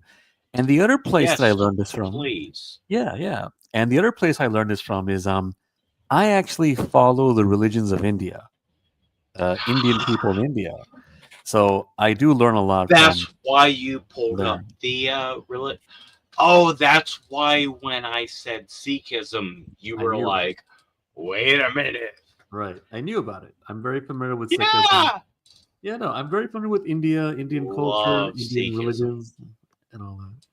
You know, when I said all that, I made a mistake. I don't want to come off Right. as negative. I'm very familiar with India. Anything I culture, Indian ever said religions. that you thought was anti-Sikhism, love it. Oh, okay. No. Yeah, no. It's very. I was actually pleasantly surprised. You brought up Sikhism very, pretty fast, and you seem to know a little bit about it. I was like, oh, wow, that's nice. Dude, if the world studied Sikhism and Taoism and understood that it's not replacing or attacking your religion, then everyone would just be like, yeah, the 5Ks, hell yeah, I'm good with 3 of them. And I don't know if you caught it, but I do have a Taoist tattoo. Oh, okay. Yes, I also have my Christian tattoo, Mm-hmm. but they don't cancel each other out. Mm-hmm. Mm-hmm. Mm-hmm. Yeah, you're gathering. Wait, I don't get this cat. No, I'm not. I wasn't thinking that about you. I wasn't judging you at all. Oh, I don't think it's negative to say, wait a minute, I don't get this cat. Oh, okay. Okay, fair enough. But yeah, sorry. Yeah, no, you're fine. No, you didn't do anything wrong. It's nice you apologize, but you don't have to apologize. You didn't do anything wrong. You're fine. You've been nice. So yeah, man. Well, anything else you want to go over, man, or you want to call it a night? Well, I mean, whenever you want to call it a night, absolutely can. I'm good to go. Okay. You want to react to one of my prank calls to radio stations? Yes. How do we send it to me and I'll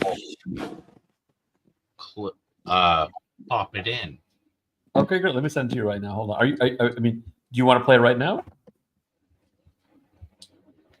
I'm assuming we can do it live, brother. All right, great. 1 second. Yeah, I'm very I'm very chill about stuff. Nice. No, I appreciate that. Let's see here. Let me try to get through real quick. Okay, found it. Let's see here. So pick a video.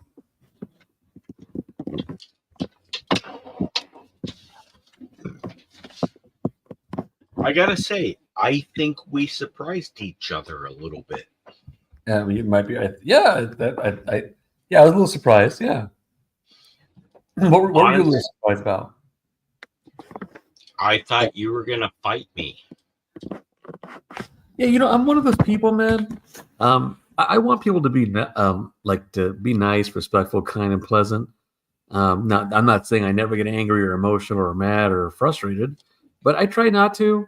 And when people are nice, respectful, I no matter what, I try to be nice, respectful, and kind and pleasant. And when people are nice, respectful, and kind and pleasant, that's more reason for me to try to be nice, respectful, kind and pleasant. Or if you say, well, why more reason? Shouldn't you always think like that? Well, let me change it up.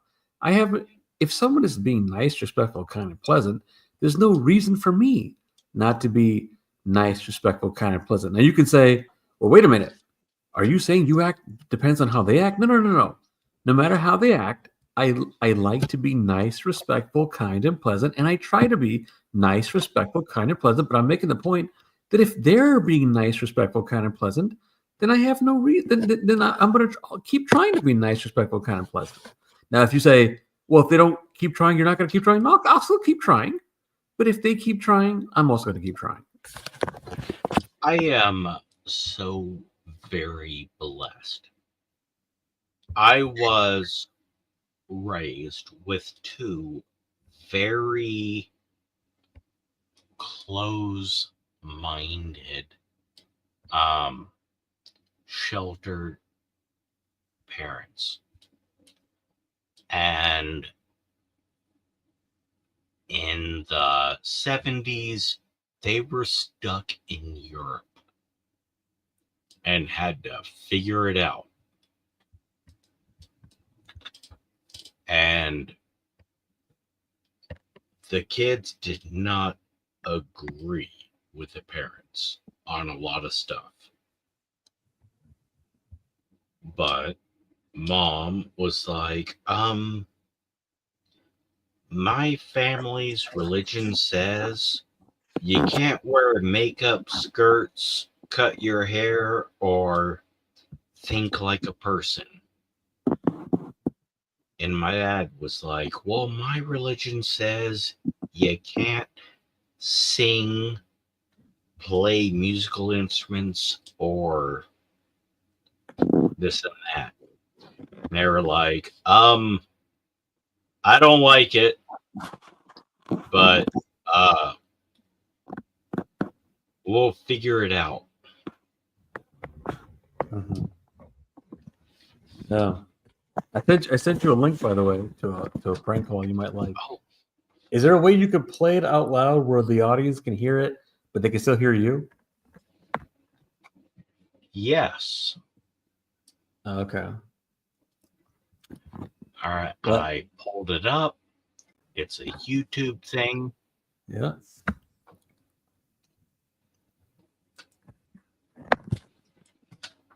Thank you. All right. So we're going to share screen this. All right. You'll still be on the camera, right? Because I want to see your reaction too. Kenya, as you see on the screen, that's the. Is there any video or is it only audio? It's all audio. So you don't even have to put it on the screen if you don't want to. All right. So you see on the screen now, right? Yeah. When I hit play, it's just gonna play. Okay. You don't want to set it up where you're like, because now you're small and the video is big. Since the video is just audio, do you want to make yours big for yourself so the audience can see you better then? How's this? Is this better? Let's see. Yeah, better. Yeah, there you go. All right. Great. Thank you. All right. I hope you like it. Before I hit play, anything you want to say or any No. build up? No, it's just prank calling. I don't want to give it away. I want people to enjoy it as it goes. If you just want to make sure you put the volume as loud as possible. And of course, we want to make sure we can hear you too. So put your volume up as loud as possible too. Hope you enjoy it. Are you the caller or Yeah. the Oh, I'm the caller. I prank called lots of radio stations. Okay, so this is you prank calling a radio station. That's right. All right. Thank you. Ladies and gentlemen, this is John, Mr. Waters, pranking a radio station. Wanted to say hello to everybody, man, out there today. What's going on with everybody, man? The reason why I told you to read the book of Aquarius was because it gives you a basis for understanding metals, okay? And Thomas Aquarius. For those Protestants out there, this motherfucker is not talking about understanding that they are related. Metals are never supposed to be conjoined the way that they are. We're going to get into a society where you guys start to realize the evolution and the devolution of what has happened on this planet. Now I got to bring metals somebody in in. society are 5, 4, not 5, 8, 7, connected. 8. Hey, thanks for taking my call. How you doing today? How you doing? I called about the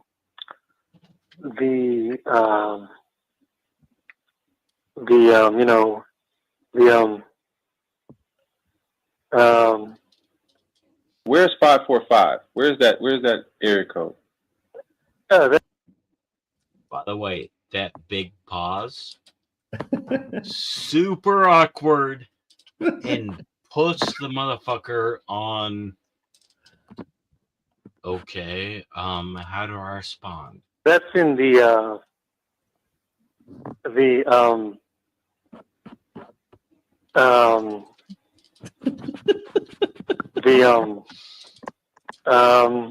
Feel like I'm at Harlem Nights, man.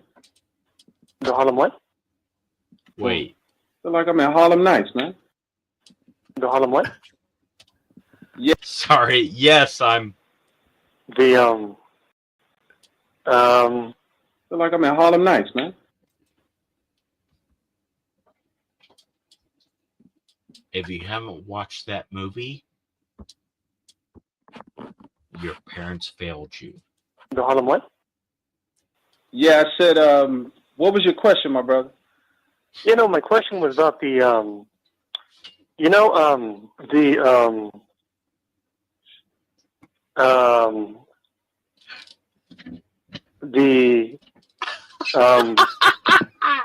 I don't know if he was playing or what he was doing.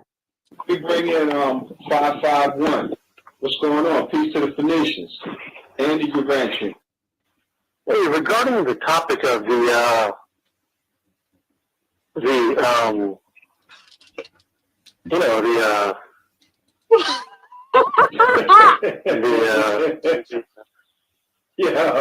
Fuck you, dick. 757.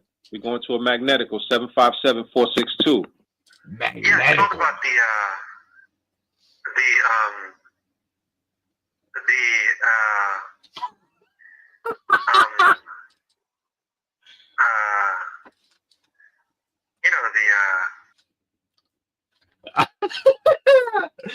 I just want to point out this is a live reaction. John gave me no heads up. I don't know if that was some slick shit right there, but we're in a new time. You just gonna have to get used to them jokes. I'll pick up that line again if you keep that one up there, man. But I felt like I was at Harlem Nights, man. I felt like I was at Harlem Nights, man, with Big Jack, man. Harlem Nights again. Hey, I'm calling about No, I'm on to you now, man. Like, come on, man. I know you must be a smart dude because you caught this radio station. So let's jab at this, man. Let's see what we can put together, for real. What's your ideas on this, really? Well, when it comes to ideas,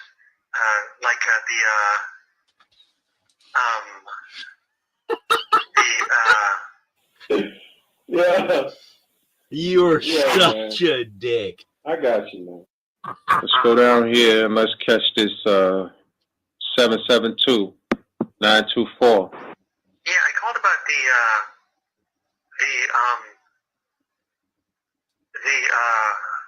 Okay, so you're on high frequency radio. Motherfucker, this is the new How you doing Baba today? Booey. well, I called about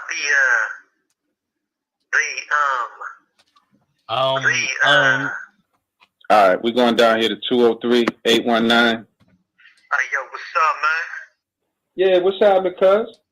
Yeah, I'd like to address the prank caller.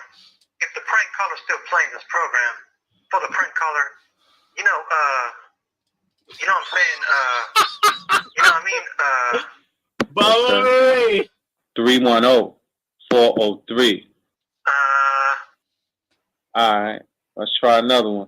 We're going to 545. Fuck. Oh, shit, dude.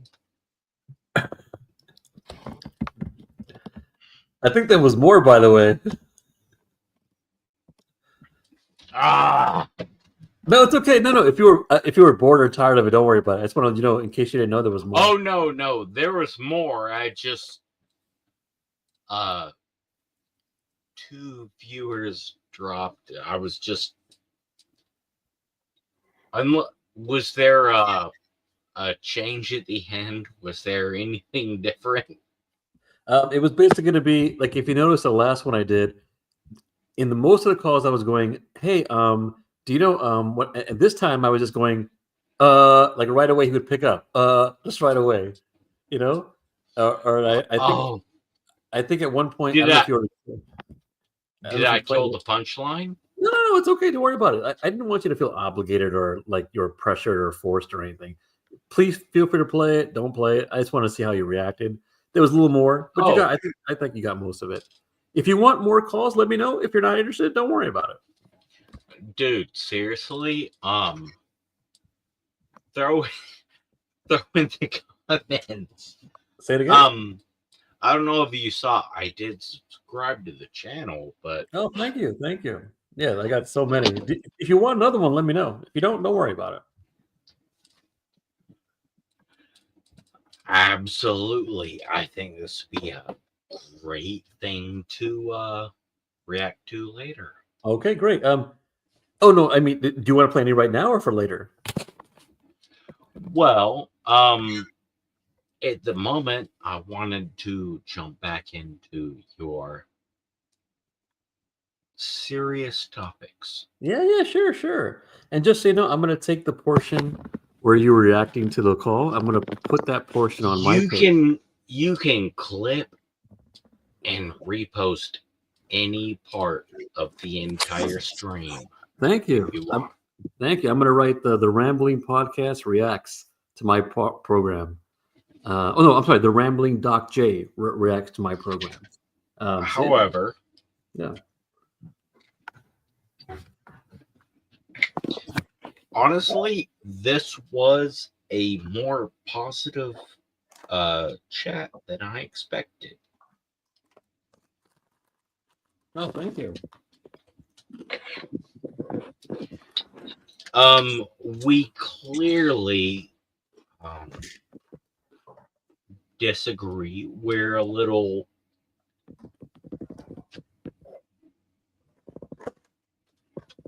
separated on the animal issue.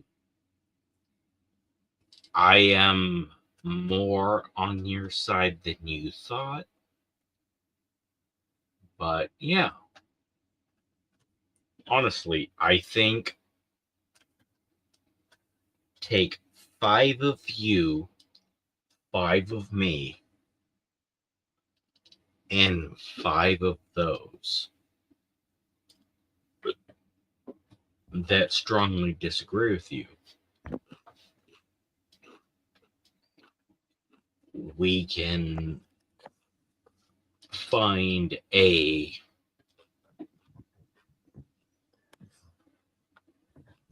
here to here,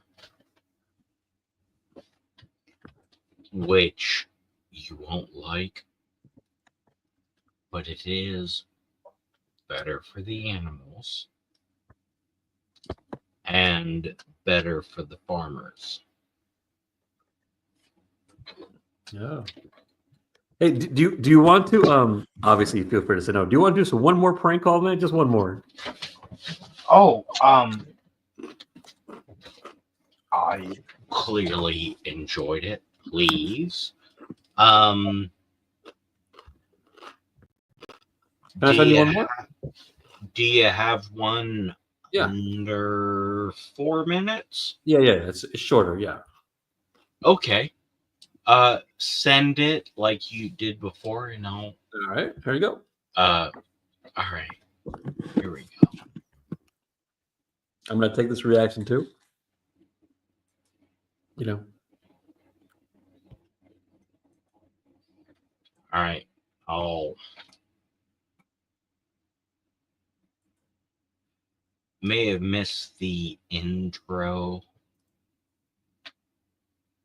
on the previous one.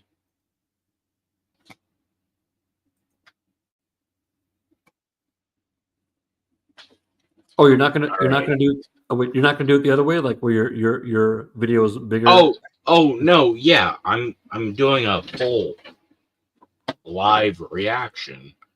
No, I mean, when you're on the screen. Remember the last time your video was larger? Oh yeah, yeah. See,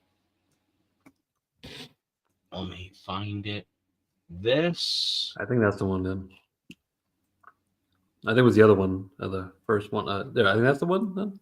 That one. Mm-hmm. Is that one or? I think that's fine. Oh yeah, I think the other one's fine. The previous one. There you go. Then. This one. Yeah, there you All go. right. So I'm gonna stay out of it because I want your reaction. I don't want to be in the video. It's just you. I don't want to be in. I don't want to be in the video. I want your reaction. Where it's just you doing it. Right. Just saying. You want a clip, right? I'm gonna take this part out. I'm gonna take this piece out. All right. Yeah, I'm gonna take this part out. I'm gonna take this piece out. Yeah. I will hit play now. Live from Los Angeles. All right, big show tonight. Movies that we've seen this week. I've got 3. Caller in the 818. You're on the air with Michael and Jennifer. Hey guys, love the fact that you guys review movies. Great program. Thank you. Do you guys? Yeah, sure. Do you guys ever review porno movies? I think I've talked about New Recruits quite extensively.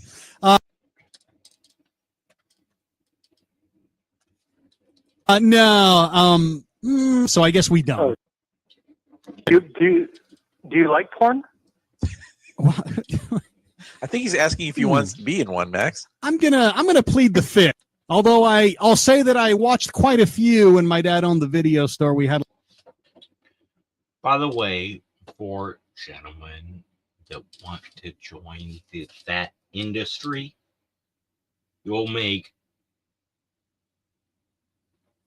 30 to 40K as of 2015. Like a whole thing going. Is our listener gone or he's gone? That was very odd, huh? Maybe he just wanted some recommendations. All right, caller in the 213 area code. You're on the air with Michael, Max, and Jen. Hey, when your dad owned the video store, what kind of porn did you like? Well, this is like 80s porn. We're talking circa 1986 to 1988.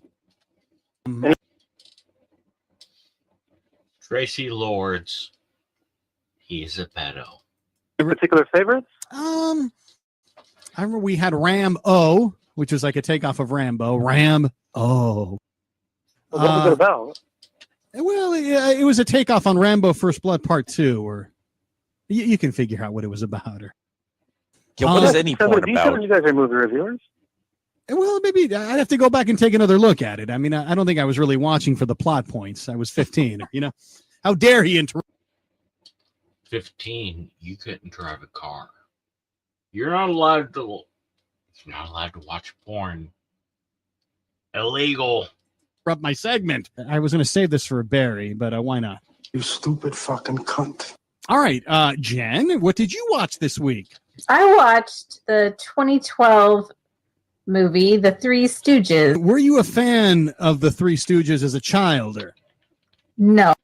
Caller in the 714. You're on the air with Jen, Max, and Mike. What do you like better, Three Stooges or porn? I have to hang that up. He's called from like 5 different area codes. Or he knows the voice. A good biopic about a comedian or a comic actor. I don't think there's been a success. I think maybe Dick Van Dyke was a big fan of Stan Laurel. I think he tried to do one. Caller in the 310. You're on the air with Jen, Max, and Mike. All right. Stan Laurel. Dick Van Dyke loves Stan Laurel. Oh, it's a great story about meeting him. Yeah, that guy mentioned Dick Van Dyke. Doesn't that sound like a porn name? I think this guy's set up to call from every area code in Southern California. All right. Dina Lucido, the 760 area code? Or? Porn. All right, that's ridiculous. All right, look at man. What's going on tonight? Sir, maybe he needs to lock himself in a dark room. And all right, anyway. Hey everyone, do you like prank calls to radio stations? Well, I've made tons of those, and you can play them on this page. So please subscribe to the page, please play the videos, please press the like button, and so on. The more people that do these things, the more prank calls to radio stations I'll plan to make. Thank you. Oh. Okay, so maybe that wasn't exactly the funniest one for you, but you know. No. Seriously, that was good. Thanks. Okay. I gotta say, the Stan Laurel thing, I'm sorry, that did get me started on a side topic. I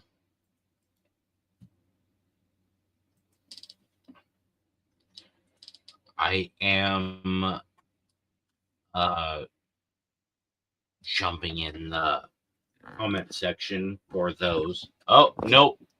Sorry, that was private comments. There we go. All right. Ah. No one else joining us tonight. Wow. Oh,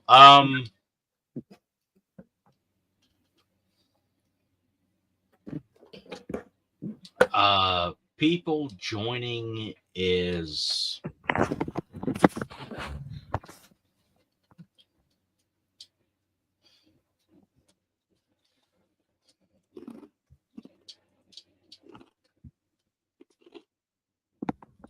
yeah, jumping on someone else's stream in a group thing.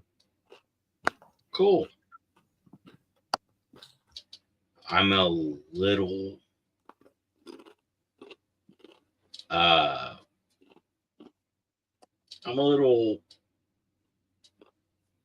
negative at times, and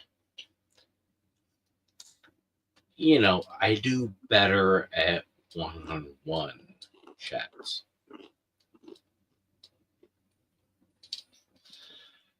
3 people, it always ends up with, I think this, I think that, and then I jump in the middle. It's got to be even numbers, or else I jump on defending people.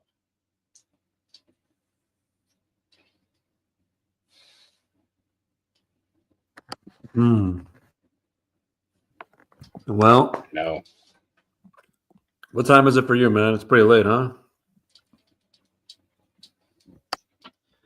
Well, I'm currently on vacation. But yeah, you gotta bounce. I'm open-minded, to be honest. I could stay, I could leave. I was thinking maybe I should get going because then I might be irresponsible by staying on a late stream so late. But then it gets fun. It's a fun live stream. You got a good program, you know? So I'm debating, should I go or should I stay? I don't know. Should I stay or should I go? How did that song go? Good song. Bruce Willis sang that song in that stupid cartoon. I saw a Bruce Willis movie last night that I thought was kind of stupid, but a lot of people seem to like it. The 1990s movie, The 12 Monkeys. 12 Monkeys is divisive. It approaches a political topic, a philosophical topic, and it's a very good movie. Acting, direction, the editing, it's a good movie. But the topic is divisive and people react emotionally. It's like, oh, fascism is bad, Ukraine is great. Oh, you're a moron. Well, clearly government control is wrong, and that proves it all. Well, you're a moron. For the record, Ukraine is a shitty country that should not exist. And government control is wrong and should always be challenged. So, oh, yeah. Fuck Ukraine is not Russia. No. It's Barack Obama said Ukraine was one of the most corrupt countries that exists. Ukraine as a real person in the actual country, preparing them for more genocide on Polish Jews. We sent a young soldier, well, 30-ish year old soldier to help them fix their commos. And they sent a note back. You send us another Jew boy, you won't get him back. This was 2012. Around the same time, Barack Obama said, "This is the most corrupt country. Fuck Ukraine." So when I say fuck Ukraine, that does not mean I love Putin. No, fuck Putin. Fuck Russia. But you want to give me bullshit and say, oh, we gotta save democracy by not providing care for our people and sending shit tons of money to Ukraine, who suspended elections. I'm going to respond with, okay, thanks, Dick Cheney, George W. Bush, fuck you. But now I'm a far-right asshole? Fuck you.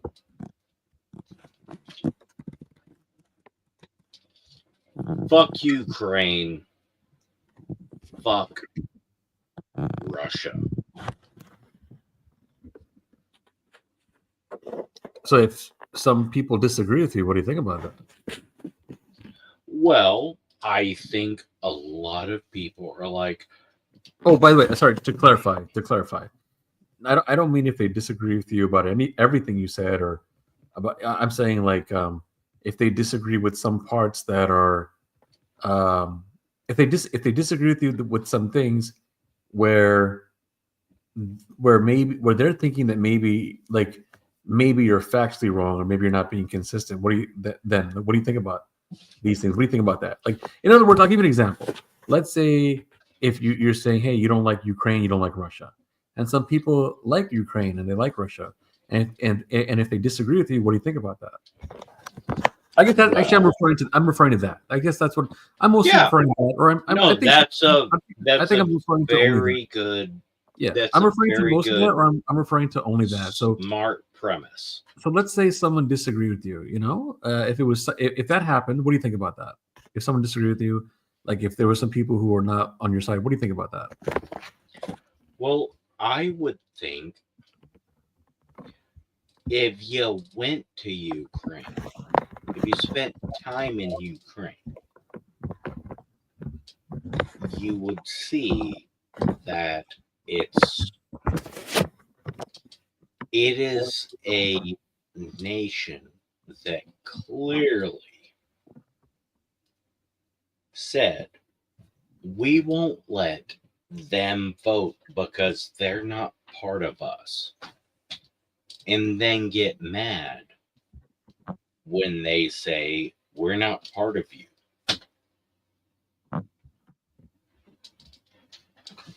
Ukraine,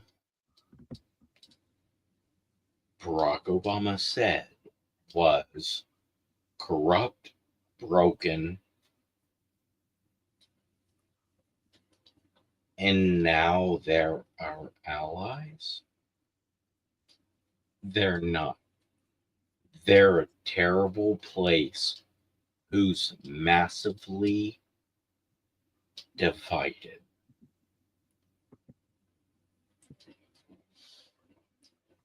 Please reach out to your friends and loved ones that are Ukrainian. If you don't have them, then reach out to your friends and loved ones that were in Ukraine. If you don't have them, then shut the fuck up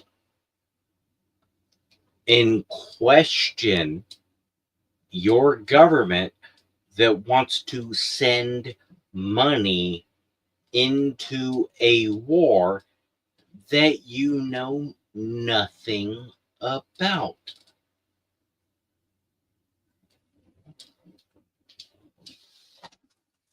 I was there. I have friends from Ukraine. And I have friends that fled Ukraine. So I can say with consistency, with knowledge, Ukraine is a corrupt, shitty country. And Russia, I cannot say with knowledge or confidence, but Russia is probably awful.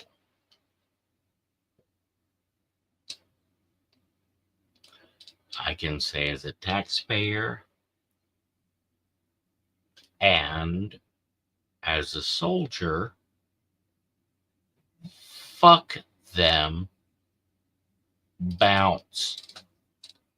Let them figure it out.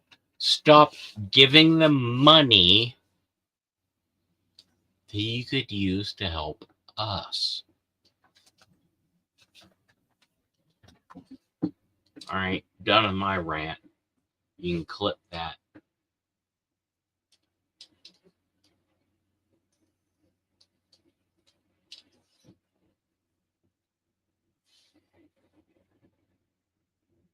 Did you leave?